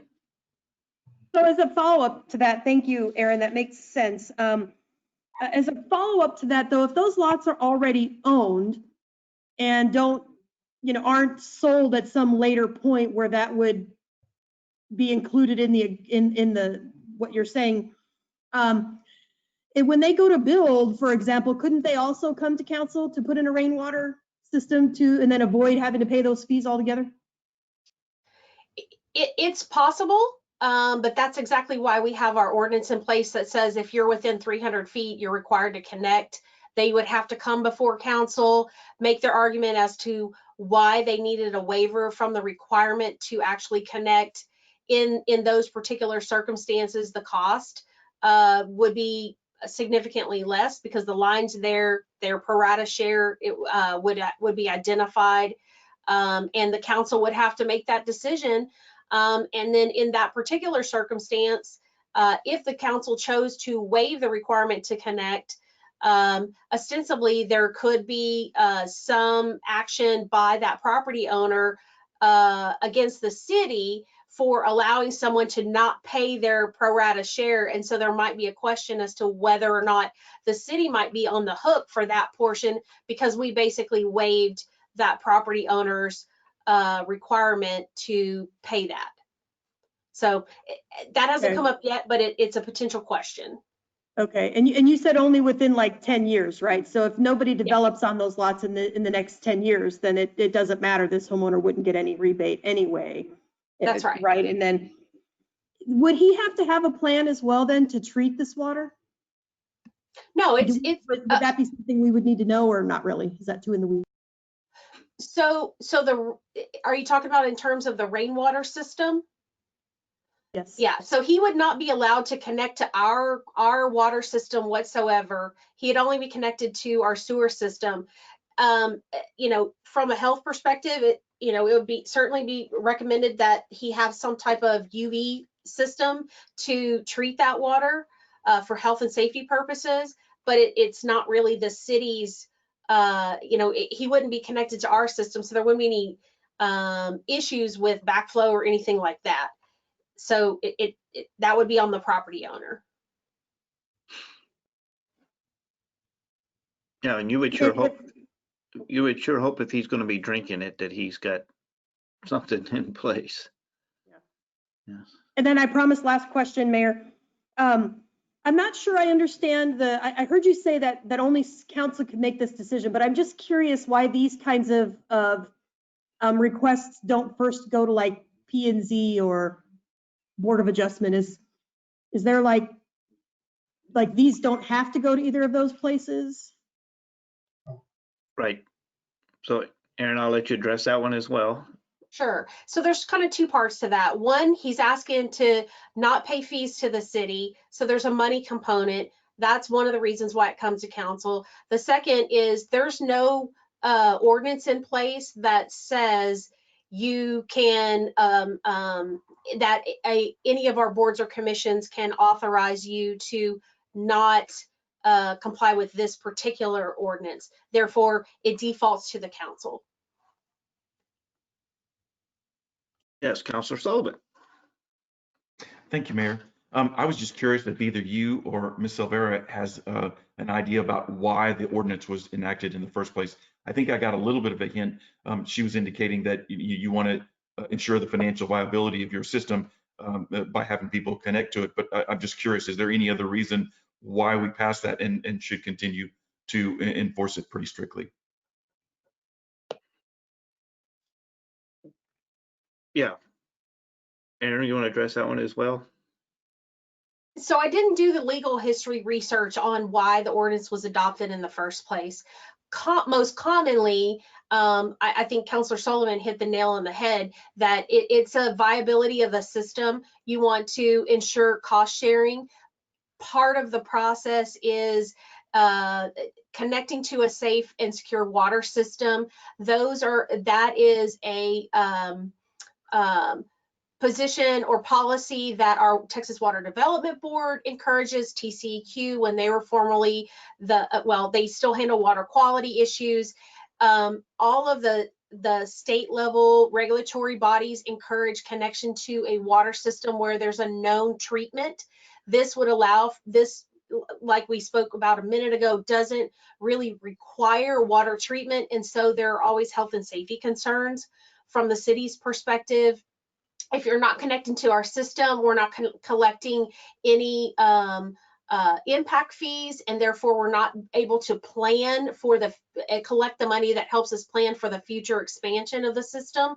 It does not incentivize or ensure that others down the line will pay. If you do it in small increments and people along the line connect systematically, it ensures that you will have you can fully build out your system at a reasonable cost. Otherwise, you end up in a situation where you have a developer who's way down the line, and either people who own the property won't connect or they won't build on it. They'll sit on the land, they won't develop it, or you have to have somebody who has deep pockets who will pay for that super long line extension and then have to go through the rebate process to start collecting from those intervening property owners.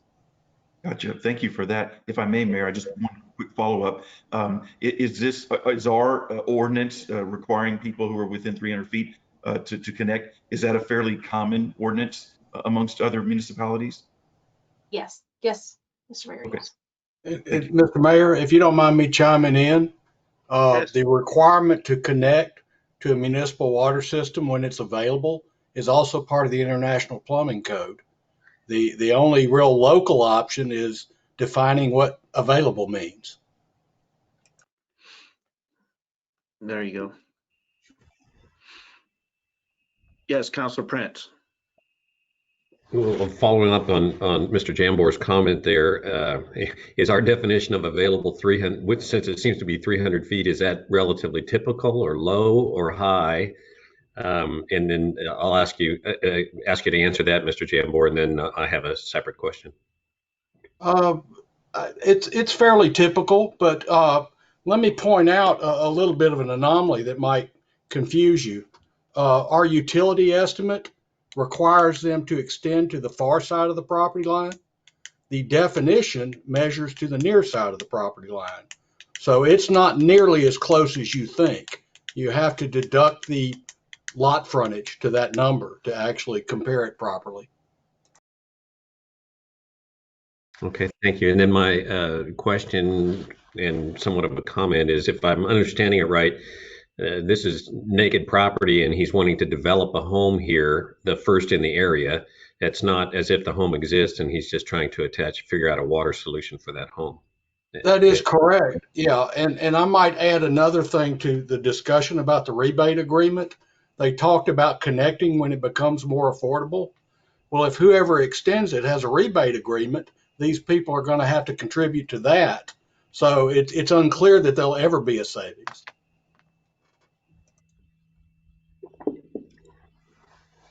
All right, Councilor Marion. Mayor, I was just gonna note that I drove by this property, this lot, just to see what we were looking at. And it appears, if I'm pretty sure I was at the right lot, that there's a home, right, 2 lots over. And I was trying to figure out where it would connect. It looks like it might connect across the street over in front of that house that's already there. It didn't seem like 300 feet to me though, because I'm picturing a football field. Right. Well, and again, the 300 feet is to the far side of the lot, but you're right. You're only crossing 2 lots. And he would have to pay for that whole 300 feet. 277. Policy is to make them extend to the far side, not the near side, but the ordinance reads the measurement is to the near side. So then okay, so that raises another question for me. If the ordinance says to the near side, would we work off of the near side then? And it seems to me that would take off quite a bit of length. So when you define how far he is for the purpose of enforcing the ordinance, it's closer to 200 feet, not 300. So the water line extension shows to be 277 feet, which is to the far corner of the lot. But when you measure to the closest corner, it would show that he is, let's just say it's a 70-foot wide or 60-foot wide lot. When measured in distance to the line, it would be 207, 217. So he's more within that 300 feet requirement, but yet the extension, goes to the far end, so the 277 feet. So it would still be that total cost then? There's no chance that the cost would actually be less? That's correct. The estimate is accurate, and the application of the ordinance and the cost of the estimate are not necessarily tied to each other, is I guess what we're saying.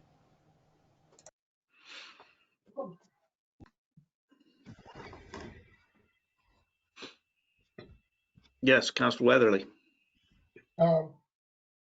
The only things that I have to say about this is that by the time he gets through putting in a system to ensure that he gets safe water, some kind of sterilization and filtration system on top of the rainwater system, I think he's going to be a lot more expensive than he expects. And when he starts getting water hauled in, I don't know, they may be a lot cheaper now than they used to be, but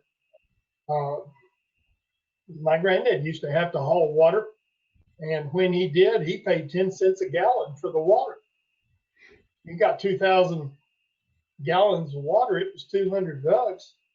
And if he was going to haul that in a truck, pay for gas and time, and I don't know of any water haulers that are out here, I'm willing to bet he's going to be talking about paying 25 cents a gallon for his water. And we get rain, but we don't get enough rain that it's going to keep that thing full. And just about every customer we have on our system uses well over 2,000 gallons of water a month. I don't know, you get a $600, $700 pop every month just to have water hauled in. I don't know how long it would take you to get the idea that maybe it was a better idea to pay up the price that he looked up. If this guy wants to be on a rain system, he wants to go the expense for it, I guess I'm okay with it, but boy, it seems like a foolish expenditure of money. Councilor Prince. I guess my perspective is, first I'll say, if this was a developer, and he asked to build a home in the middle of a block and he didn't want to pay for the lines to get out there, probably our sentiment, certainly our citizens' sentiment would be, come on, no way, make the developer cover the cost of this. We have a lot of homes built on streets by themselves with very low population. We're having to deal with the cost of water and sewer. We're having to deal with the cost of roads and repair to those roads. And so if we're not, unfortunately, if we're not charging the fees to cover our costs, this is not an isolated incident in the city. So if you think about it from that perspective, I'm sort of inclined to say, this gentleman has this lot, and unfortunately, there's no other lots close to him that are already developed that have paid the infrastructure cost for him. But, I don't know that we should, in my mind, make an exemption in this case, because it ends up being a problem as we go down the road. And it also sets a precedent where we need to be developing in logical blocks, not piecemeal over the city. We've got too much piecemeal development going on. All right. Councilor Davila. Yes, Mayor, I have a question that has to do with the sewer end of it. I understand his problem with having to spend the money to put this line in, but when it comes to sewer, right now we charge sewer, our sewer rates are based on water usage. So how would we figure out how much sewer rates or what his sewer bill would be? Yeah, that would be on the sewer only fee schedule. Oh, is there such a schedule? I'm not aware of one. Well, it's referenced in the packet, so I'm assuming. It's based on the average for a certain period of time. It's based on the average usage. Yeah, I didn't look up the actual. Let's see, but there was an amount listed, if I'm not mistaken. Mayor and council, if I may just interject really quick, the sewer, if there's no water connected, is based on a citywide average. So every spring, our finance and public works department get together and determine what that citywide average is. So this person will be paying the citywide average for that entire year until whatever the new citywide average would be the following year. Now, this person may end up using more or less water than what the citywide average is, but that's how it's set up in our schedule. Right.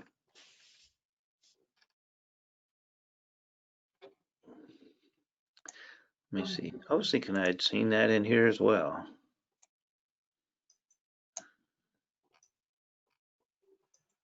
All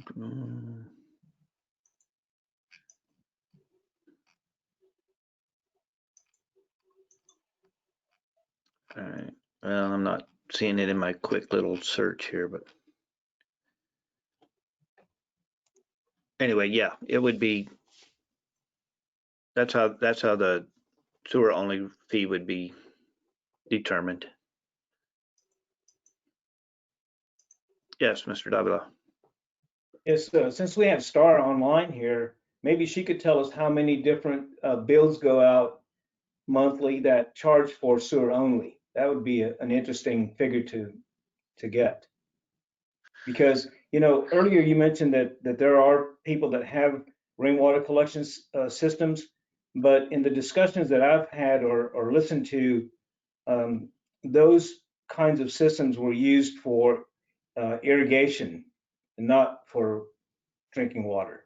So I'd be interested in knowing how many people pay strictly a sewer only bill to the city. And I don't know if Star's the right person in the building or not. That'd be more Donna. Yeah. Yeah, I think that would be more Donna or Ally could probably tell us on that. But so we may have to get back to that question if we so choose. Yes, Mr. Sullivan.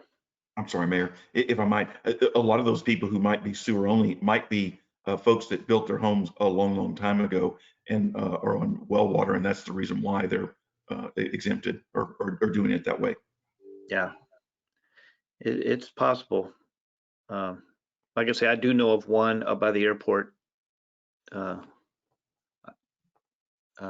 definitely has rainwater collection. He's got the tank in his garage. His tank is not outside, it's in his garage. And then wells, I don't know how many wells we have existing inside city limits, but there's a few that.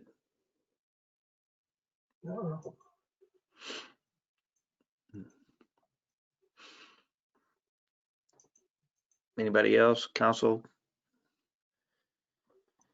All right. Mr. Guerrero Garcia, is he in attendance? Do we know? He is, he's under another name. Yeah, I've been looking to see if I could tell whether or not, I don't think he's on here, but I wasn't sure, so I thought I would ask. All right, so I don't see anybody chiming up. So audience, comments? Yes, Ms. Jean Jopin. Hello? Hold on just a second, caller two. I've recognized Ms. Jean Jopin at the moment. Okay, fantastic. Yeah, just took me a minute to get my microphone on. Thank you, Mayor Ed. I have several things with regard to this because on the one hand, it looks to me like a win-win situation. As Mayor Ed pointed out, in times past, the city has encouraged alternative water usage avenues. And I've also, just since I've been more aware of city council proceedings, there's been times when people have expressed concerns about the overload of the system in one way or the other. And here we have a person who is willing, and this is not a usual thing, so I really don't think the concerns, and this is my personal opinion, of course, the concerns about setting a precedent are very valid, because there's really, as much as we try to be more environmentally friendly with our resources, our limited resources, it's not an easy thing to do. And it's not common that people, citizens are willing to undertake the differences in the out of the ordinary things in life for upkeep and usage and well, maintenance, those sort of things. So when we have a citizen in an unusual situation, he's not a developer, which I understand the points about the developer, and and it wouldn't apply. The developer has to take responsibility for the whole. The homeowner in an unusual situation where he has the really burdensome cost of getting city water to his house where it's located, made him pursue other alternatives. And I don't see the worries about the cost and so on and so forth. That's on the homeowner. That I don't see that that's a burden that the city council necessarily is part of their evaluation. If the homeowner has gone through the motions of trying to follow the rules and asking for the waiver for this alternative, environmentally friendly manner of getting his water,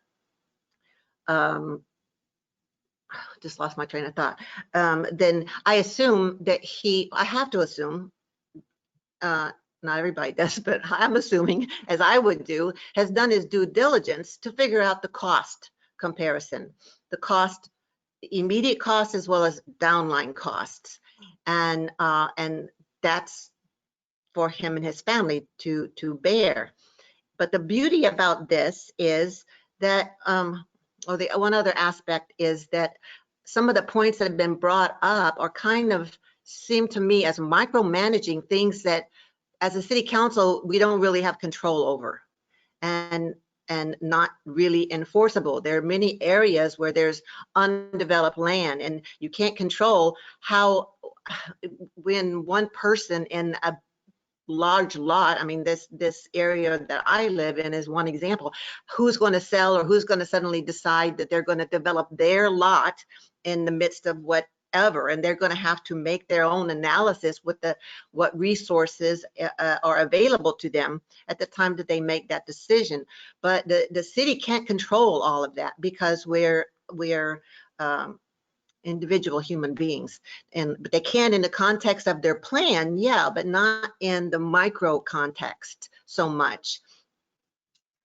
My other point was, the beauty about this is also that if they haven't done their due diligence or things drastically change, that such that the costs do become insurmountable with this alternative environmentally friendly method, then they have the option is to go back to what the city offers and pay those fees, and they could still have water and it still fits in. So it's win-win scenario. I don't see where the city really has anything to lose. That little bit of money for further development, yeah, it's there, but there's no guarantee where those monies are actually going to be spent down the line.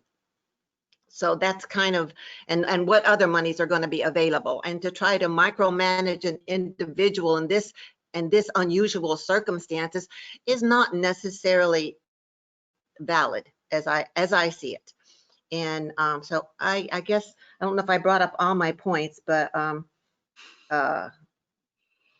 Mona, not a developer, but I just see it as a win-win situation. And if he's willing to go to the extent, so long as the tank fits in the zoning parameters and things like that, that if he's willing to go to this extent, then all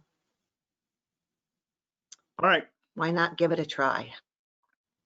All right, thank you. Thank you. So caller 2, I'll recognize you at this moment, but you'll need to identify yourself because we can't not tell. All we need to see is caller 2. Who's caller 2? That is you speaking. All right, well, fantastic. I'm sorry, I apologize for getting late to the meeting here. I had a little problem trying to find the website and the information to access it. Who am I talking to? You're speaking with the mayor. Oh, okay, fantastic. Well, thank you very much, Mr. Mayor. My name is Jesse Waters. Do I need to give you my address or anything like that? No, that's okay. Okay, all right, fantastic. Good. And I take it the city council members are present as well? Yes. Okay, fantastic. All right, I won't be as long-winded as the lady that would just talk, so I'll make this short and sweet. Basically, I'd like to say I would like to welcome well, first of all, good evening, Mayor and City Council members. I would like to welcome the newest members of the City Council, and unfortunately, I would like to inform you of the uneasy feelings a number of the constituents are experiencing. Conversations have started regarding your motives and possibly undue influence you may be under or experiencing.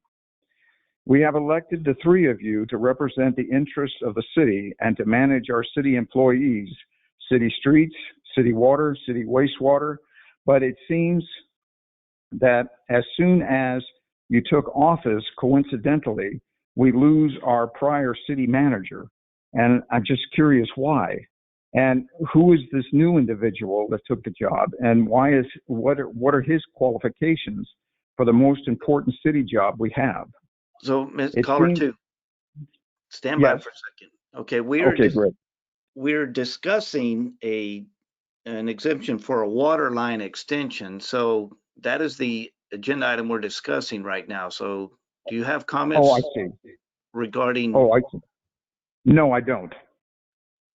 Okay. Do you have a period that you have general comments? We do at the very beginning at the meeting. Yeah, that was about 6:45. Oh, I see. Okay. So if you would like to join us February 4th at the beginning of the meeting, you're more than welcome to. Okay, that's February 4th? That is the next scheduled council meeting, yes. Okay, fantastic. I'll do that. Thank you so much. Yes, sir. Okay, bye-bye. Yes, Mr. Roberts. Mr. Mayor, I promise not to be as long-winded as the gentleman who just spoke, but in short, I would just submit that if it's possible to motion to approve the application with something that might be way out there, but it seems to me that 10 years is not enough time for people to recoup that expense, that outlay that they're having to do up front. And maybe the city ordinance should be changed. Discussion, maybe a future agenda item for changing the city ordinance to go well beyond 10 years, and that it should be inflation adjusted. And if it possible to approve with those two, with a longer time frame, if I was in y'all's shoes, I wouldn't approve this unless there was a longer time frame to ensure that the homeowner gets their investment back with inflationary adjusted dollars. Thank you for your time. Thank you. Yes, Mr. Weatherly. Aaron, is that not state law in the 10 years? Yes, sir. And you don't need the 10 years. If you approve this application, that doesn't apply. It would only apply if you denied the application for the waiver and then he entered into a rebate agreement. So it's one or the other. We have no authority to change the 10-year window. It's ill-advised to try to change that date. Obviously, you can go smaller, a shorter period of time. I would not advise that you go longer. Yeah. Thank you. Yes, Mr. Durbin. Yes, I you know, from a legal standpoint, I don't really see how you can you know, approve this as a variance and waive all of this stuff. But I do have great sympathy not only for this gentleman, but for others that want to come here and build their homes. And in that respect, I mean, when I looked at the map, this, you know, if this guy puts in a line, it's going to benefit or at least the 5 lots that are from the current line end until the new line end. Those particular lots, the value of them is going to go up because clearly they'll have access to drinking water and won't have to lay out $40,000. And we look at this, and I don't know that a bank would approve this as in terms of a mortgage. this additional amount on a mortgage because it's not collateral. I mean, so I don't think the guy can go out and get a loan for it. And I think it would behoove the city somehow to figure out a way to assist homeowners that extend these lines, whether it's through some sort of long-term financing or something, because it does help develop the economics of the city by improving the market value of the lots that are now covered by new lines.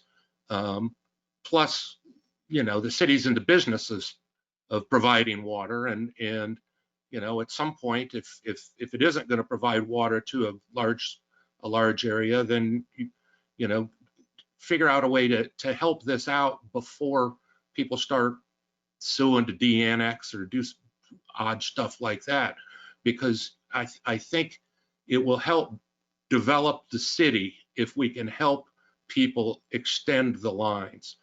I mean, if this guy had a 10-year loan that he could sign on to, that he wouldn't have to shell out 45 grand right now, it's benefiting the city, not just, it's not just him. So I think some thought needs to be put into that. I don't have a great answer, but I do think it's worth some consideration. Thank you. Thank you.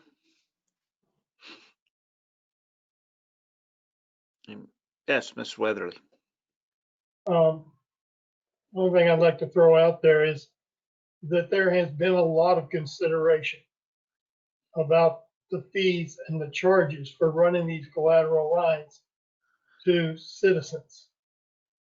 When we came up with the plan for doing line extensions, contracting with plumbers and having them do the service through a city contract, one of the things that we did was to help our citizens with the fees involved with that. We do engineering, we do the inspections, we give them help in figuring out how to lay those lines at no charge. The thing that we can't do is take a lot of the tax money paid by other citizens and put it into something to help just one. Contractors, builders, they have to pay those fees. They have to pay all of them. But with our citizens, we help them out with that. And then we contract with plumbers at the best price possible to get those lines laid. The idea of helping our citizens with laying these lines sounds like a wonderful idea. But if you're somebody that's living in the south end of town and you're spending your tax money to try to get streets and water systems fixed, do you really want us to take your tax money to lay a water line for somebody else when everybody else has had to pay to lay their water lines? And it's just one of those things, it's a hard thing to fix. All right, Mr. Durbin? Yeah, since that response was directed at my comment, I wasn't talking about charity or benefit or anything like that. I was talking about a fund that would help, if that would help extend the payment of this guy. He would wind up paying everything. The city could make interest on it if it's a loan. It's not a gift. It's not a handout. And the city benefits from it because every piece of property that line covers between where it is now and where it is after the fact, those pieces of property are worth more. The city should make more tax money on it, so you'd have to alert the appraisal district. But in any case, I'm not talking about charity. I'm just talking about doing something that eases the burden, rather than have some guy lay out a huge chunk of capital that he can't get a loan for. I mean, if I was a bank, I wouldn't give him a loan because it's not collateral. So, I mean, it's cash money out of pocket that he may or may not get back in 10 years. And if he doesn't get it back in 10 years, he never will. I think that, you know, if we're in the city, if we're the city's job, one of the city's jobs is to provide water. So I think that I take it a little more seriously and figure out a way to ease this burden. Thanks. All right, thank you. Anybody else? All right, well, I'll bring it back to council then, and if there's not any further discussion from council, I'll entertain a motion. Yes, Mr. Sullivan. Mayor, I would make a motion that we deny this request. Second. All right, I have a motion and a second from Councilor Marion. Any further discussion? Yes, Councilor Prince. This is actually a hard one for me, and Ms. John Penn's arguments actually resonated with me. I think, you know, I made the comments about setting a precedent. Her point is well taken that it's a very expensive task he's proposing to undertake, so probably the precedent would not replicate itself very often. And so, you know, I can see a case for letting him do this, whether it's you know, the choice I might make or not. I also can see the case for us wanting to get the infrastructure in place for future homes.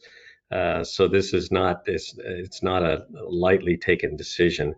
But you know, I think I lean towards the let's be consistent in our infrastructure and follow the rules that we have in place. All right, thank you.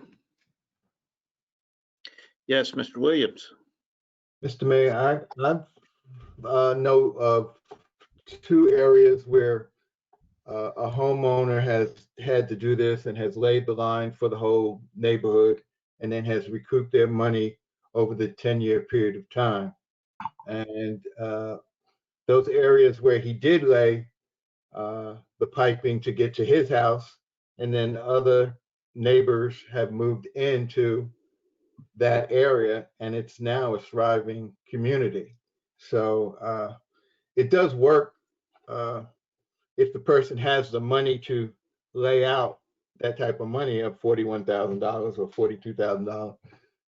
He can recoup his money over the 10-year period of time if he's not in an isolated area. And it doesn't look like this is that isolated that there can't be homes that are built around him. So I'm in favor of denying it like Kevin is.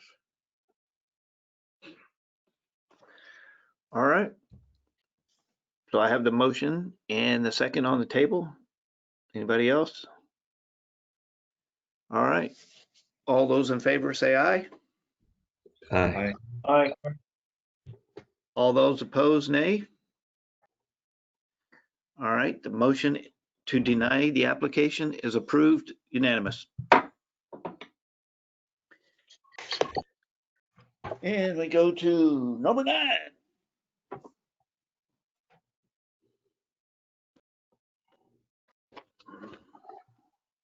Discussion, consideration, and possible action on resolution number 21-1873, a resolution of the City Council of the City of Lago Vista, Texas, authorizing the city manager to execute tax resale deeds for property sold by Travis County for which the City of Lago Vista has an interest in the tax foreclosure judgment. So at the January 7th meeting, council approved 2 resolutions for the sale of foreclosed property that is subject to a judgment for which the City of Lago has an interest. The property has been offered for sale by Travis County, and thus the resolutions were provided to authorize the city manager to execute the deeds. The current resolution would authorize the city manager to execute the current and any future tax resale deeds sent to the city for execution in accordance with section 4.01C of the city charter, and basically eliminate them having to come in front of council every time one of those come forward. Aaron, is there anything you care to add to that? No. Okay. Council, questions, comments? I can learn to turn on my mic. I said, well said. I'll be happy to answer any questions. All right, Counselor Sullivan. Thank you, Mayor. I'm not opposed to this item. My only question to the rest of the council is, do we want to put some kind of limit on it? And by that, what I mean is if a particular parcel, the sale of it is going to end up with the city getting less than 50% of the money that's owed, for example, that we would want those to be brought to council. Just a thought that I thought I'd put out there to everybody to get their opinion on it.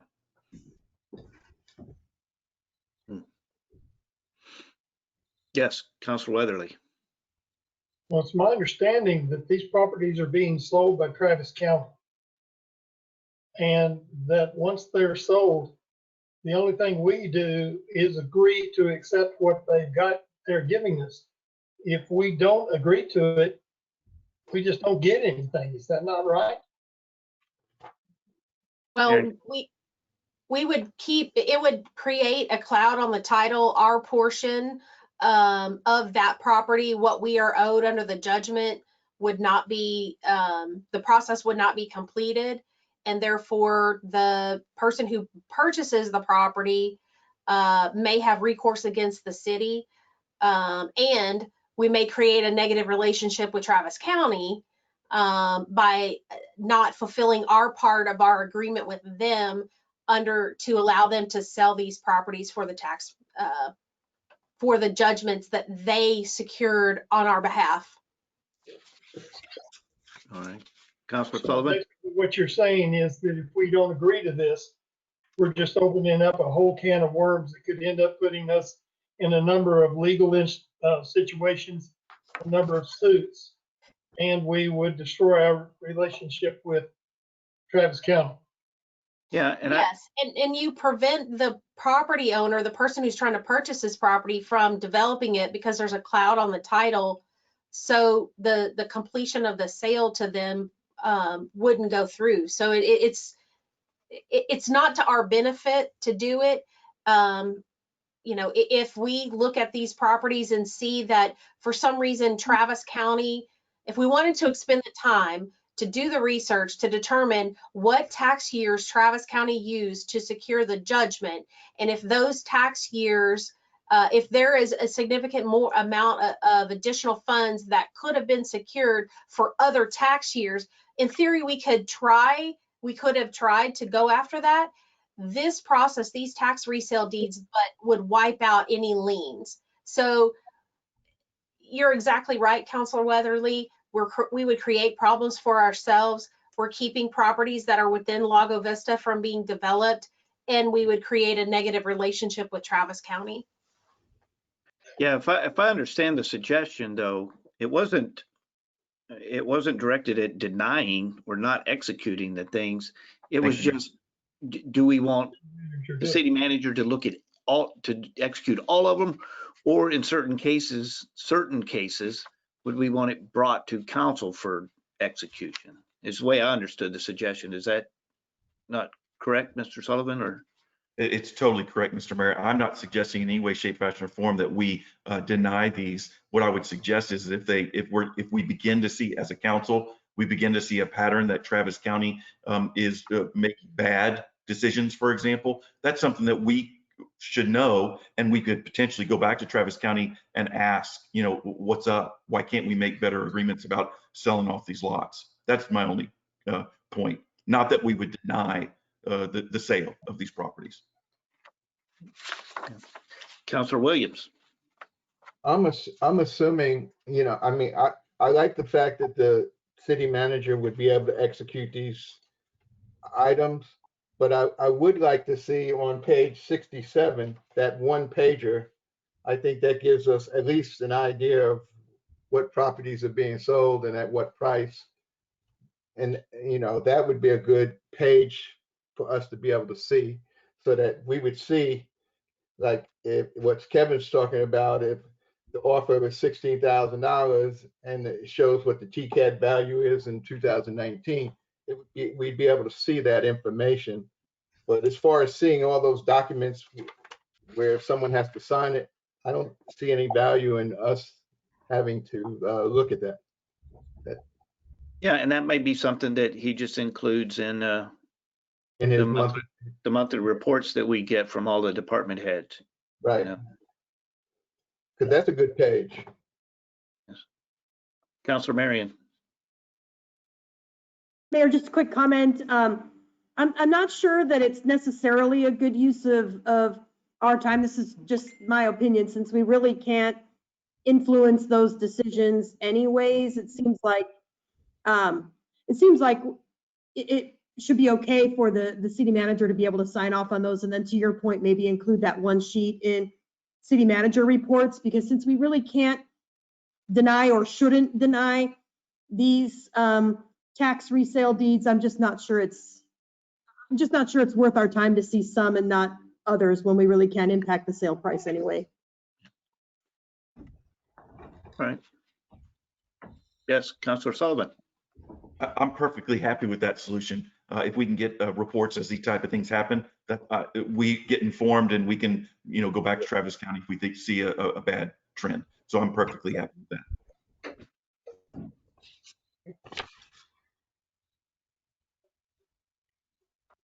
All right, anybody else? All right, audience, questions, comments?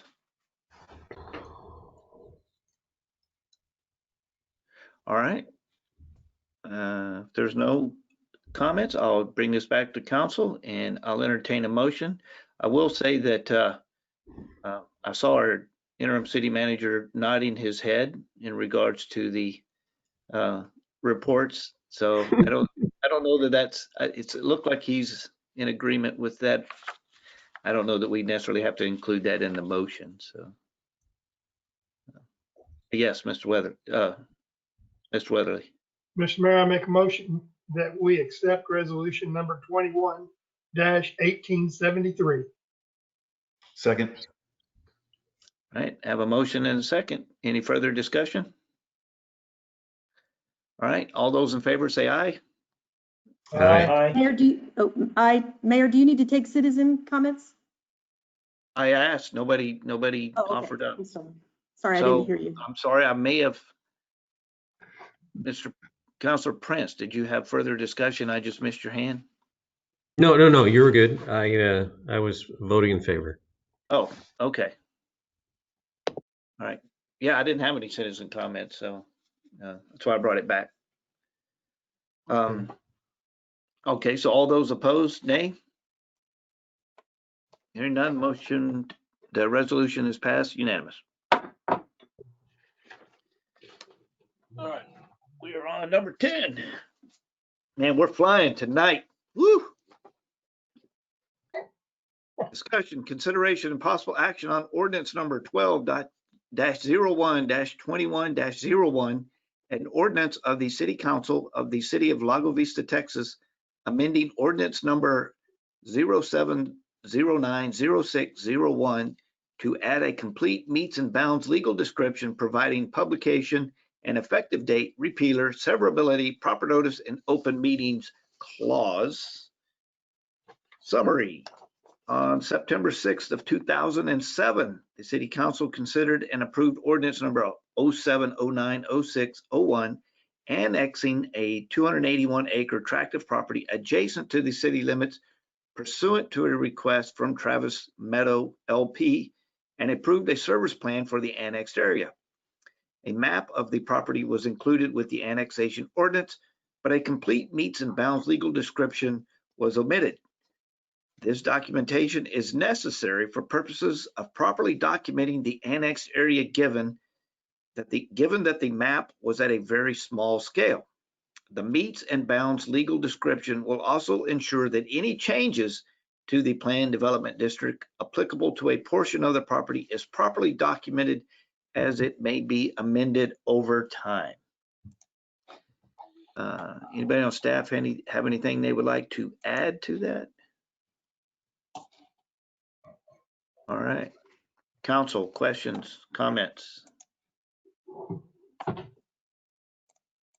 I'm good. Yes, Councilor Marion. Just a quick logistical question. Is this Firefly Cove? Is that what this is for? Yeah. Okay. I believe it is. That was the way I understood it. I was going to actually ask that question myself too, but yeah. Anybody else? All right, anybody from the audience? Mr. Durbin. Yeah, this is a question for Aaron, I guess, and that is the small scale map. Was it prepared by a surveyor? Is it an accurate legal description? So we haven't. Not sure what that was, but I just wondered if it was a legal description, or I'm sorry, an accurate legal description prepared by a surveyor, or was it just a plat map attached to the annexation? I think Roy might be able to answer that Yeah. question better. It was prepared by an engineering firm, but it was not a survey. Okay, so and then I guess the question is, now this question is definitely for Aaron.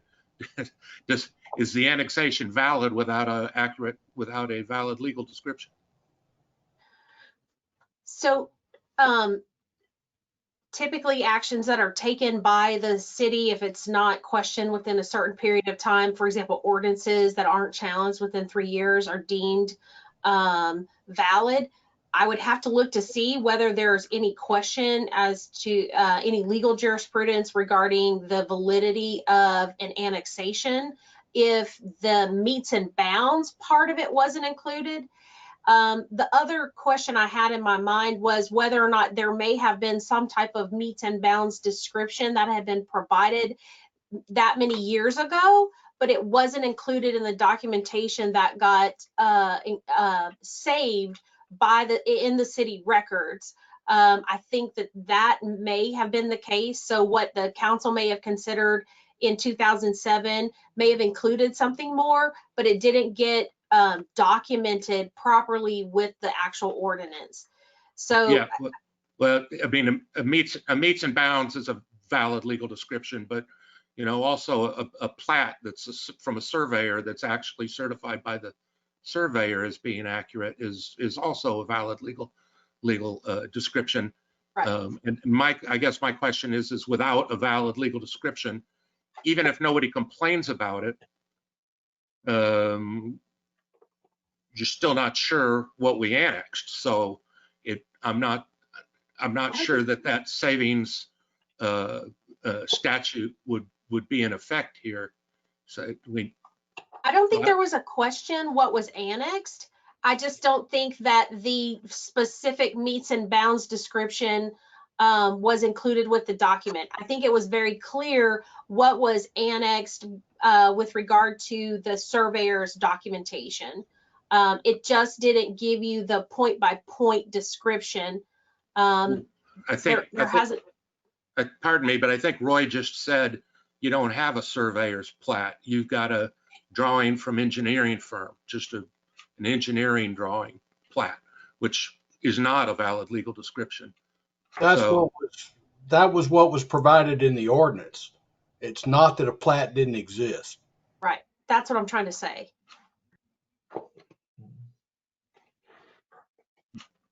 Well, but the ordinance needs to refer to something that accurately describes the property is my point. The ordinance made reference to a meets and bounds legal description, just didn't have it in there. It was missing. Okay. Yeah. That's what we're trying to correct. Was it in a previous deed? Is that what the reference it yes, made to it? And it was actually in a subsequent zoning ordinance. Okay, So, well that's a valid legal description. So right. You we're can do just it by correcting what we think is a technical flaw to make, and I must have 50 hours verifying a very complicated legal description. Bottom line is we don't want anybody to have to do that again someday. No, I agree. And I just wanted to make sure that the actual annexation was legal, and it does sound like it was. Thank you. Yeah, thank you. All right, anybody else in the audience? All right, I'll bring it back to council, and This time I'll entertain a motion. Mr. Mayor, I make a motion to approve ordinance number 12-01-21-01. A second. Second. All right, I have the motion by Counselor Williams and the second by Counselor Weatherly. Any further discussion? All right, all those in favor say aye. Aye. Aye. All those opposed, nay. Hearing none, ordinance passes unanimous.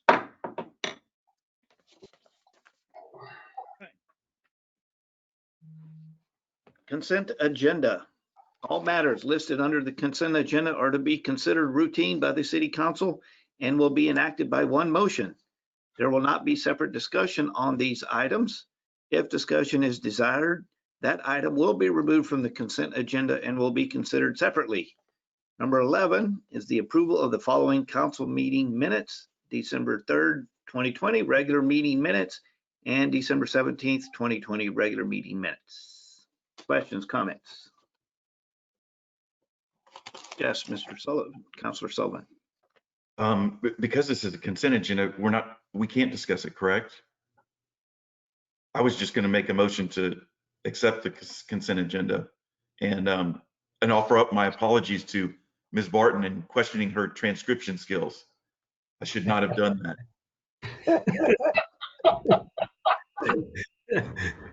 Blame it on Roy, man. We'll blame it on Roy. So yeah, you're right about the discussion, but I always throw that out there in case somebody wants to pull something. Fair enough. Fair enough. All right, so I'll entertain a motion. Well, I did. I made a motion that we accept the consent agenda. Oh, I'll second. all right.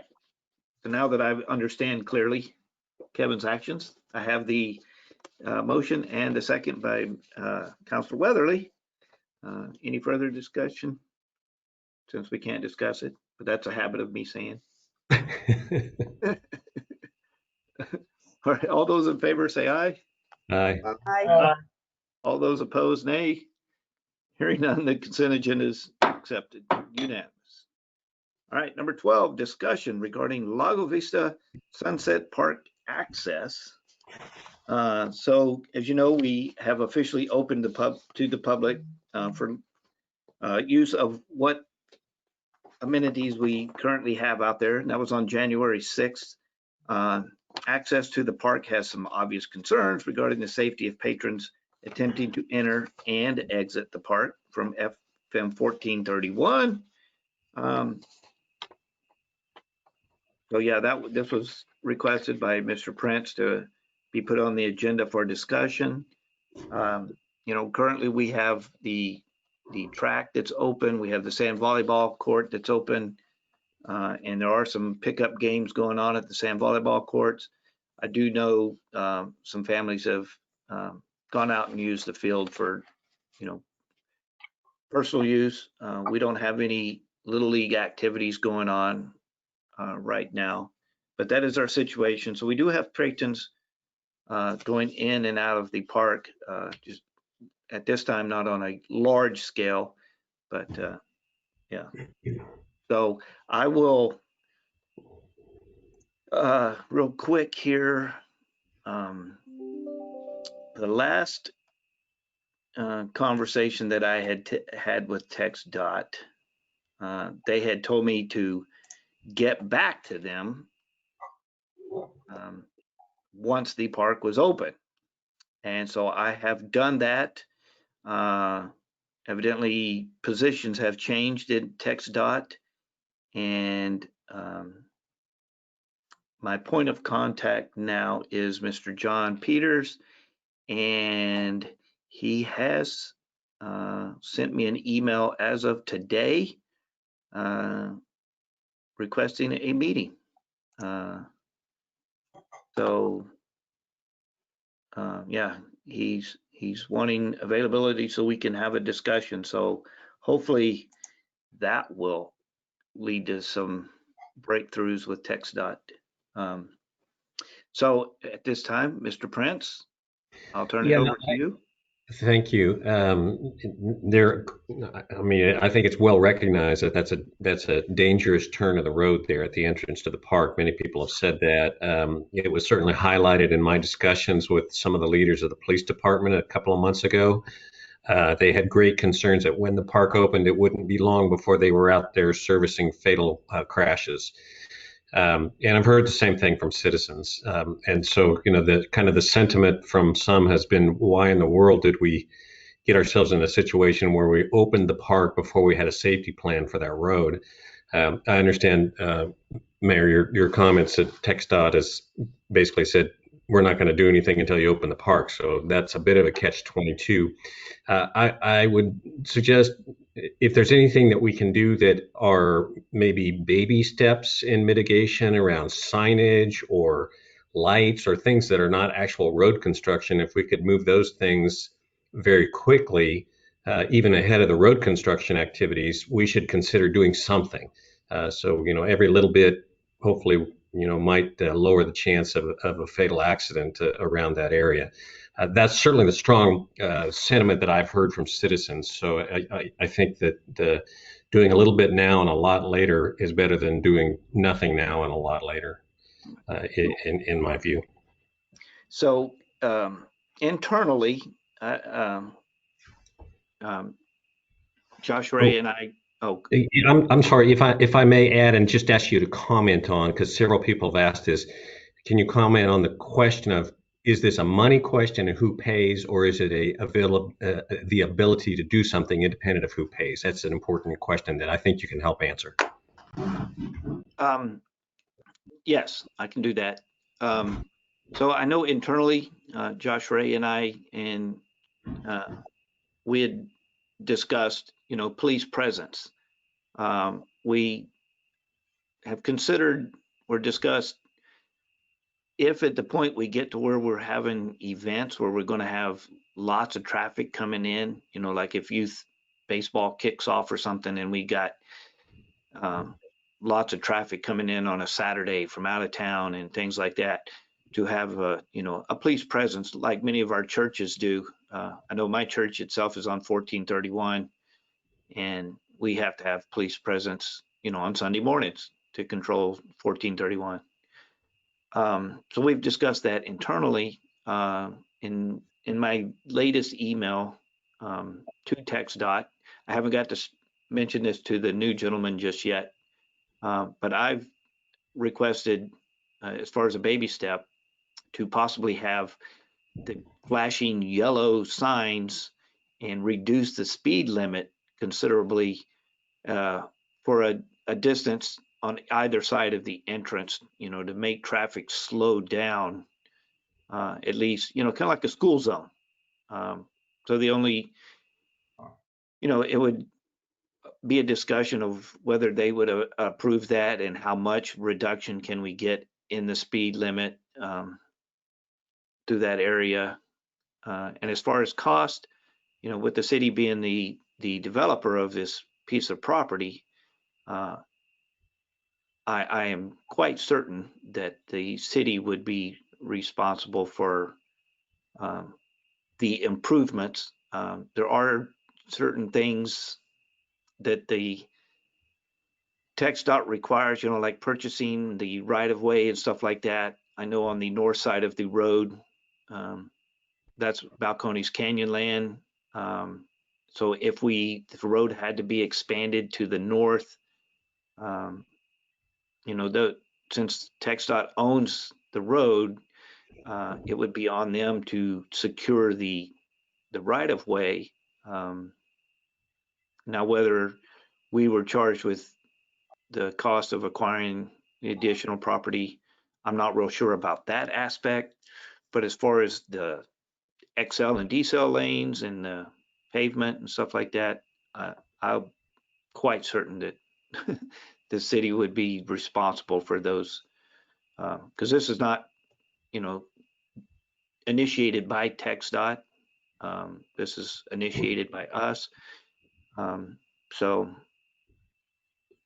yeah. Yes, Councilor Marion. Thank you, Mayor.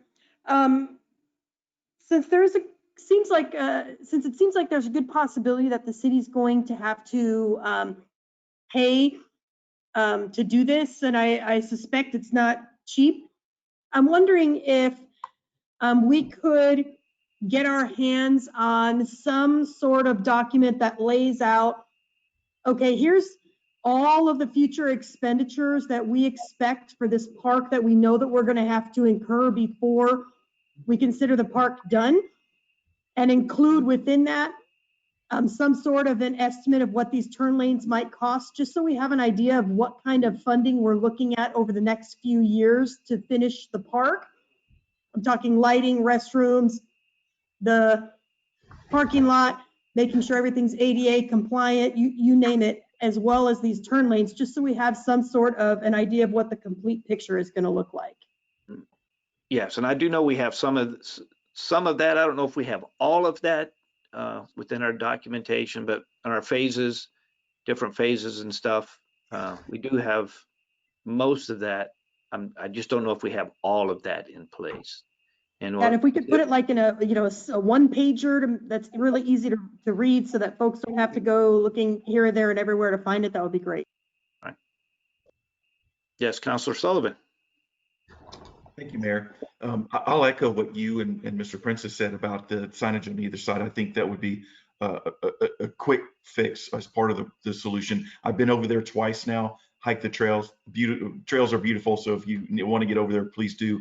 The one thing I was going to add to what you guys have said is that when you're coming off of 1431, the land falls away going into the park. So it's somewhat difficult to detect the either side of the entrance from the road, especially if you're coming from Lago Vista instead of from Tercera. I would just suggest if there's anything that we can do to put, poles or some other kind of delineators on either side of the entrance, it will make it easier for people turning in to see that it's coming up and where they need to turn to get into the park. Right, and you know how as you go into Arkansas Bend and the state parks, they have brown signs prior to every park. Yeah, of course, we do have to get that approved from TxDOT. But yes, we should definitely have some kind of identification sign as you're approaching. Well, and I'm talking very specifically at the entrance, something on either side of the entrance, so that you can see where you're going to turn in. It's somewhat difficult to detect that as you're approaching that. Yeah, a yellow caution, something. So you even just some quite visible pole on either side of the entrance to delineate the two sides of it, I think would be exactly ranchers flags that show where the gate and the fence is, kind of thing. Right. And I'm still pursuing, this doesn't really deal with the access, but I'm still in conversations. We have a new county commissioner that just took office this past election, so I'm still constantly trying to discuss with Travis County contribution partnership with the county in developing our park to hopefully get it completed faster and with more amenities and all the things to help us out. We are also looking into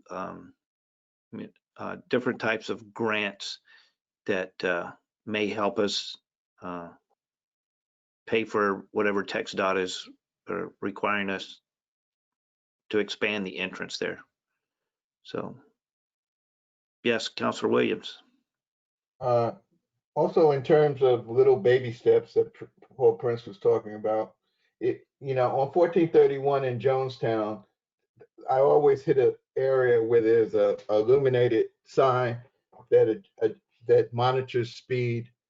Could we do something like that at the entrance there, where we had an illuminated sign that told people to slow down and at that particular point, similar to what Jonestown has in their city?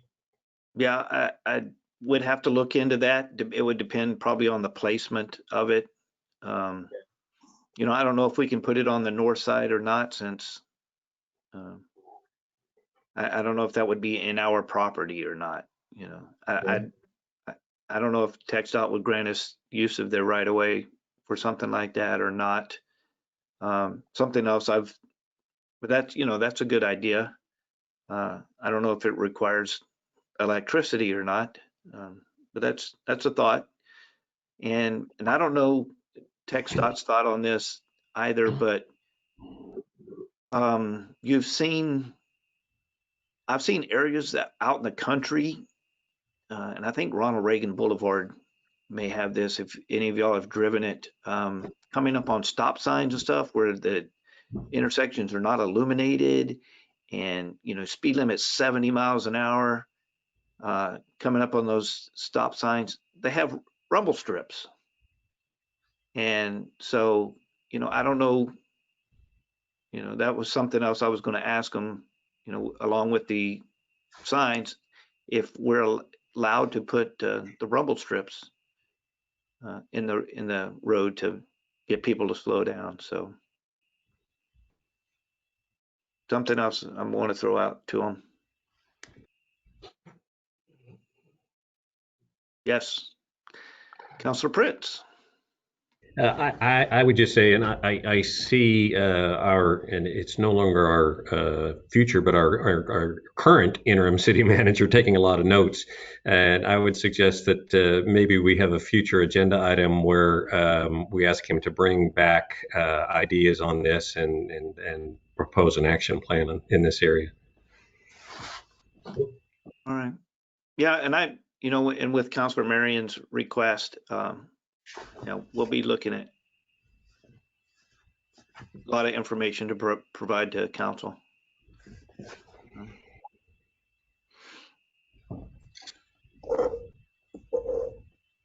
Anybody else? All right, audience, comments, questions?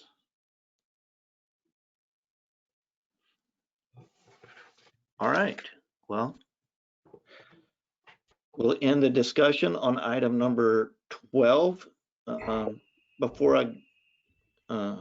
we go into future meetings. Item number 13, consider our schedule and items for future council meetings. Definitely on February 4th, I'm going to put a update from Cap Metro on there. I met with our state senator, Sarah Eckhart, the other day. It was very well received. But, you know, I still don't know, you know, when, I don't have an ETA when they're going to get back to me, or whether they're going to file or not, as far as the bill goes. However, you know, we've got a lot to consider. And so I want to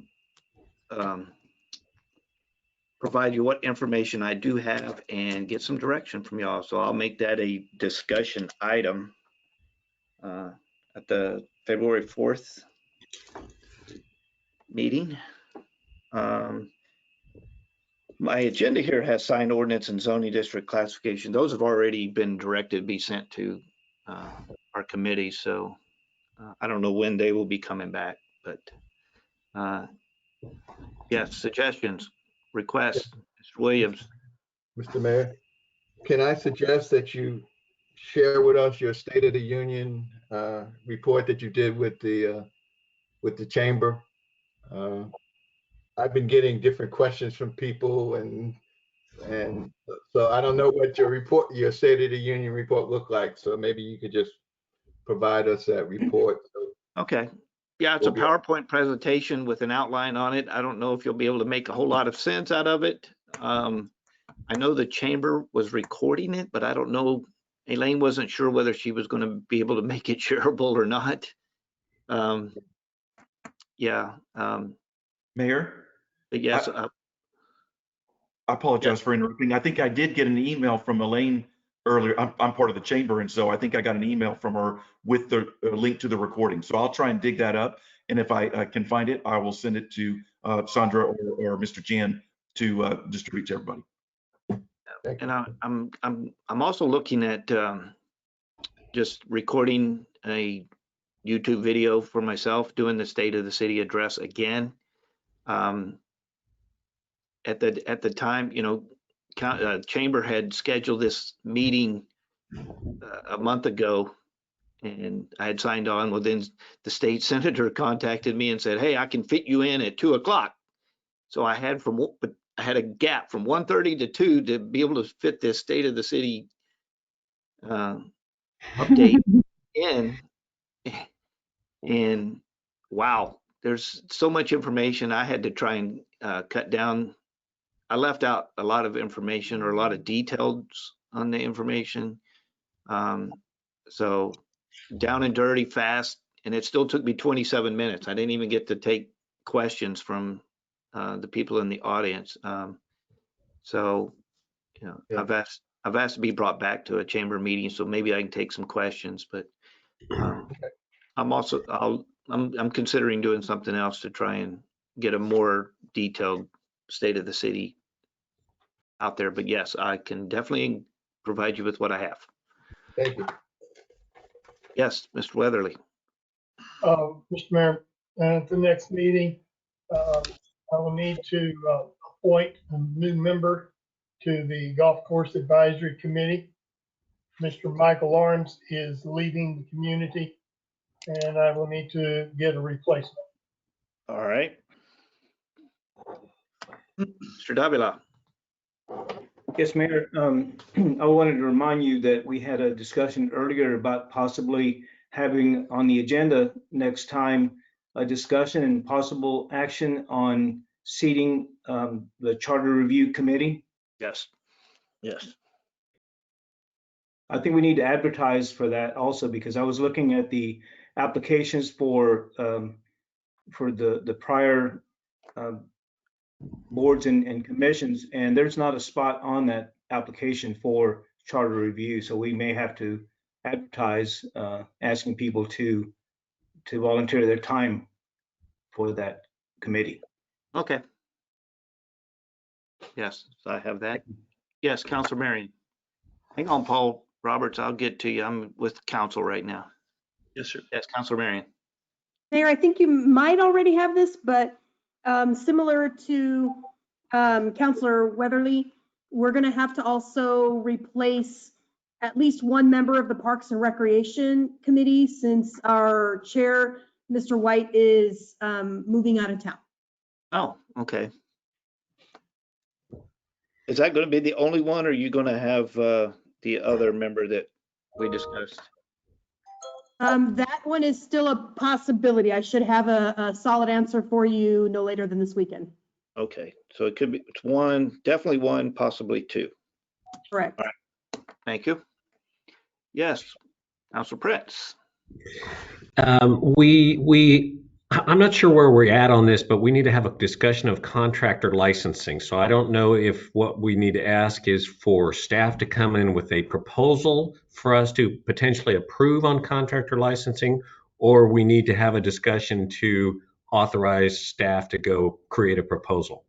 But I'd like for us to move forward on looking at contractor licensing. And this, there's a lot of things driving it, but as you are certainly aware, Mr. Mayor, Mr. Sullivan is as well, I know this kind of egregious behavior by a developer over on Oakdale recently is really adding fuel to the fire. This would be through Mr. Davila, so I'm glad to see his hand raised. Okay, I'll look at that. I think there's going to be some state issues. We're going to have to look into that as well to see what the state allows us to do when it comes to contractor licensing. I can't say for sure, but I'm pretty sure I know it was at least considered, but that was going to prevent cities from that ability. So I'll have to look into the state legal side of that as well. Yes, Councilor Davila. Yes, Mayor, I just wanted to tag on to what Councilor Prince just said. That was an actionable item, and I think that was given to Building and Standards to discuss the possible remedies for the abuses that we're seeing by contractors. And I believe that they're prepared to have that discussion. If you would like, I can make a suggestion that we have that on the next agenda for the Building and Standards. But I know that they're aware that we've been tasked with that review. Okay. I knew we discussed it before, but I couldn't recall whether we had sent it to committee or not, but. Yes, sir, we did. Okay. Yeah. That's probably a good start. All right, Councilor Marion. Mayor, a quick follow-up to a previous meeting. I know we'd had some discussion about recording and posting all committee and board and commission meetings. I know right now, all of them are being recorded, right, while we're 100% virtual. Are those all being uploaded to the city's YouTube channel in the same place that the council meetings are? And if not, do you know where citizens can access those recordings? So yes, the direction was given to Mr. Ray to have those uploaded. I have not actually gone to the YouTube channel to see if that's getting done or not, but they should be available on YouTube, and there should be a link, when you go into the packets and stuff, you'll usually see it'll have the agenda, it'll have the packet, and then once the video is uploaded, you should be able to access it there from the city website as well. So yeah, I'll check on that this next week to confirm. But yeah, the direction was given. So the only thing we haven't given direction on is the in-person meetings yet. Just because we don't know when we're going to be able to hold in-person council meetings again or committee meetings. And there was going to be some changes that were going to have to be made because in person we have to be able to use the equipment in City Hall chambers. And currently, right now, some of our committees do not meet in City Hall. So timing, location, those things are going to have to be ironed out as far as the in-person meetings. But yes, the virtual meetings should be quite easy to get uploaded. Thank you, Mayor. All right, hang on, I'm writing. Hang on a second. Recordings. All right, who else?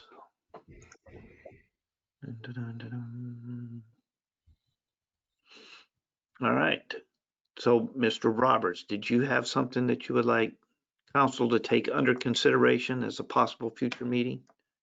Hey, Mr. Mayor, thank you. Actually, Mr. Davila, and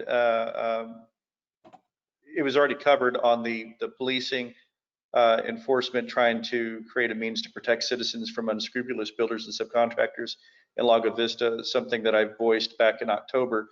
And then following up on Shalane's question about the government transparency, you said that, I just checked the P&Z link agenda packets. I don't see any links, so nothing's, at least on planning and zone. I didn't check all the different agendas, but nothing's been uploaded. There's no links for that.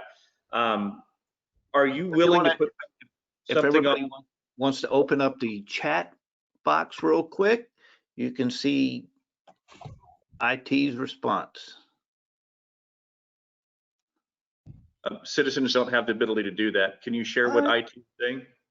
Okay, Dave Yeah, Street, no. he says, I will make it happen next week. So those will be there. Are you, thank you. Mr. Mayor, are you willing to put something on the agenda to devise a plan for how to accommodate and record and upload meetings once they do go back to being in person so that we can get ahead of the ball on that? Yeah, I'm willing to, well, yeah, I'm willing to put that on the agenda. That's something that, you know, we're going to have to basically just direct, you know, our city manager to get with IT and tell us what is all required. And then I'll make sure we'll put it when we know we're getting close, because the equipment's there, the ability's there. That's not an issue. It's just when we get approval to open meetings back up to in person, then I'll put it on the agenda, because we're going to have to discuss with each liaison, hey, you know, library meets at the library at a certain time, but now library is going to have to meet in council chambers. You know, does this time still work? And so yeah, it'll definitely be on the agenda at some point. And then lastly, you might understand that going forward, the meetings that are being recorded, David, Mr. Street will be responsible for uploading those to the associated packets on the city's website. Okay. And he made a comment that he'll have it done next week. So great. Unrelated, one other future agenda item that I think would be of interest is at the last few special call meetings for various boards and committees and council, they're properly noticed per the city ordinance. But I would submit to council that when we go to, that we should see something which is synonymous with the city's billboard at City Hall. And I think the closest thing we have to that is the city's website's homepage. And I think it would be great if the city would consider amending its ordinance to require meetings to not just be posted, agendas and packets not just be posted where they're currently posted, as well as noticed in the Hill Country News, as well as noticed on the billboard next to City Hall, but instead on the city's website. When you open up the website, you see the calendar tab. You shouldn't have to click on anything. And that's effectively the virtual billboard for the city, so that citizens can see what's going on with meetings and they don't have to do multiple clicks and know exactly where to look to find the noticing of these meetings. Right. Got it. And yes, and I had discussions with Mr. Ray prior to him leaving as well. I will have to have that discussion again with the new city manager on making sure the calendar is accurate and up to date at any given time. So thank you, Mr. Mayor. Yes. All right. Mr. John Chopin.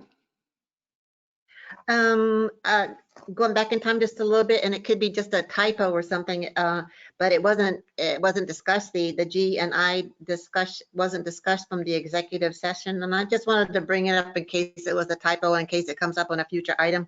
On I, it says the 1,552.91 square feet or 1.04 acres. Maybe I'm reading it wrong, but that doesn't jive. The 1,500 square feet is not even it's a acres. Typo. Yeah, it's a typo. It should be 0.04. Oh, that's where the typo is. I'm like, I'd have figured, I was like, either we're talking about 45,000 square feet or we're talking about the 0.04. So, yeah, okay. 0.04. All right. Oh, yes, Miss Sarah A. You're muted, so there you go. Thank you, Mayor, and hi, City Council members. I just had a question pertaining to the contractor licensing agenda item as well. I guess if maybe someone could answer my question, when a homeowner is also a contractor, like where do they fall in line as far as that goes? Yeah, I don't know. That's something we'll have to research. Yeah, that's a good question. So we'll have to iron all that out in the discussion. Building and standards can look into that as well. Okay. That was all. Thank you. All right. Well, if that's everything I have for future agenda, before I call it adjourned, I would like to give Mr. Chan the ability to see if I'm opening up to him to see if he has any thoughts, questions, concerns, anything now that he's sat through the meeting, if he's got any thoughts. Councilman Prince is absolutely right. I'm big on note taking, and when you have your discussions, it tends to trigger ideas of solutions on my part. So I look forward to having the opportunity to share that with you all. As we say, often the best way to find out what lays ahead is ask those on the way back. So there are solutions to many of the problems you all are facing, and there are alternatives that I'm aware of that I hope to share with you all. All right. Well, thank you, sir. Absolutely. Thank you. Mr. Mayor? All right. Did I hear something? Yes, sir. It's Aaron. Yes. Are we going to go back into executive session or are we going to skip those two items? Darn it. Thank you for reminding me. Yes. So at this time, and I have a question. Yes. We have our interim city manager that is official now. How do I get him a link to it? Yeah, I need an email address that I can send him the link, or somebody can send him the go-to. All right. I don't know if he has email up on that computer or the ability to get to it, but we could send it to an email address if he provides it to you or me. Could you access your email on that computer, Mr. Chan? I don't know. I haven't tried on this, but you're certainly welcome to send it to my personal, and you should have that on record. If not, I'll give it to you after this. Yeah, I've got the email. I can send you the link. I just wanted to know if you can access it or not. Have no idea. You should be able to get right into. Yeah, it'd be nice, but right now I'm under the alias of Josh on his All right, computer. well, if nothing else, you can come into my office and have a seat, and that's a great idea. There you go. Works for me. Because I'll definitely be online. So okay. All right. So at this time, we are going to. Do I have to read it all again? All right. Just for the two items that we're going to address, or the one, if we're only going to do the one. I was just wondering if I had to read the whole paragraph. No, you just have to announce that we're going to go into closed executive section in accordance with Texas Government Code section 551.071, advice of counsel, and then read those two items that we're gonna go under. All right. So we are going to convene into and real property. Sorry. Yeah. So 071 and 072 are the two sections. Okay. And which items was it again? G? It was potentially item G, and then definitely item I. Okay. All right. So we will convene into a closed executive session pursuant to sections 551.071 advice of counsel and 551.072 real property. Texas Government Code and Section 1.05 Texas Disciplinary Rules of Professional Conduct regarding G, consultation legal counsel regarding city charter and ordinances pertaining to contracting authority, and I take any necessary action regarding sale of a strip of real property located adjacent to 3601 Roosevelt Cove, composed of approximately 1,552.91 square feet or 0.04 acres, and authorize city manager to complete the transaction. And we convene at 9:45 p.m. And for those of y'all who don't stick around till we come back out, have a wonderful evening.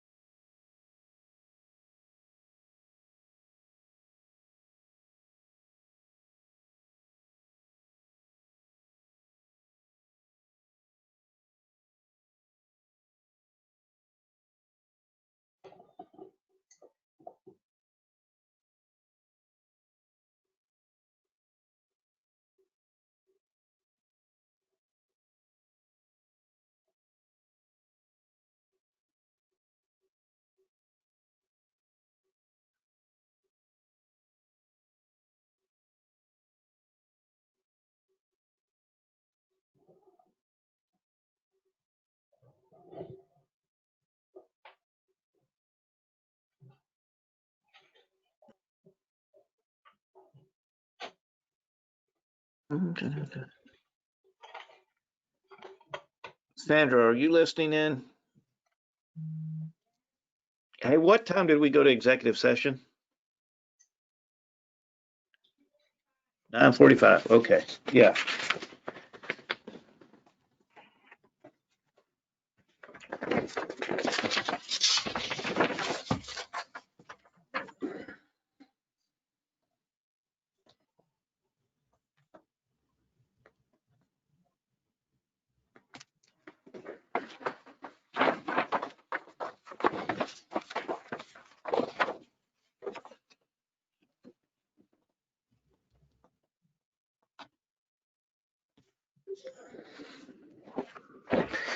All right, 1, 2, 3, 4, 5. We got everybody. 5, 6. Okay, we got everybody. All right. Let me get my notes here. And we reconvene from executive session at 10:47 p.m. into open section to act as deemed appropriate at City Council's discretion regarding G, any necessary action regarding city charter and ordinances. Anybody from the audience have a question, comment on that one? All right, council? No action. No action required. Can we defer to Aaron to give clarification?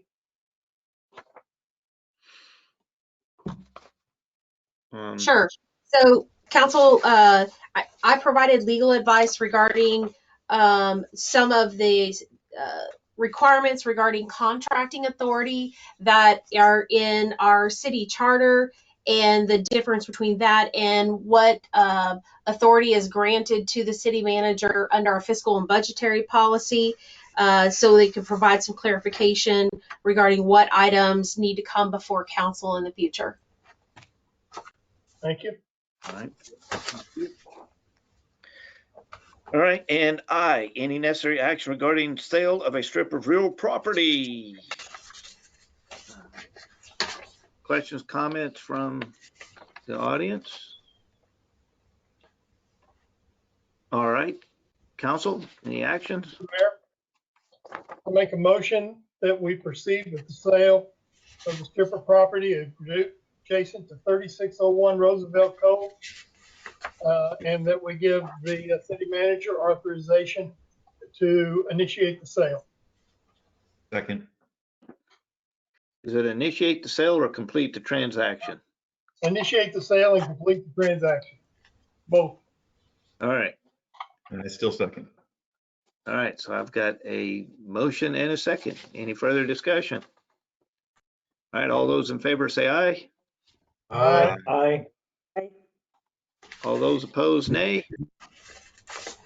Hearing none, complete the transaction. Unanimous. All right, I have nothing else on the agenda. So I am going to call this meeting adjourned at 10:49 p.m. Getting better, getting better. We're getting better. Good night. Everybody. Good night, everybody.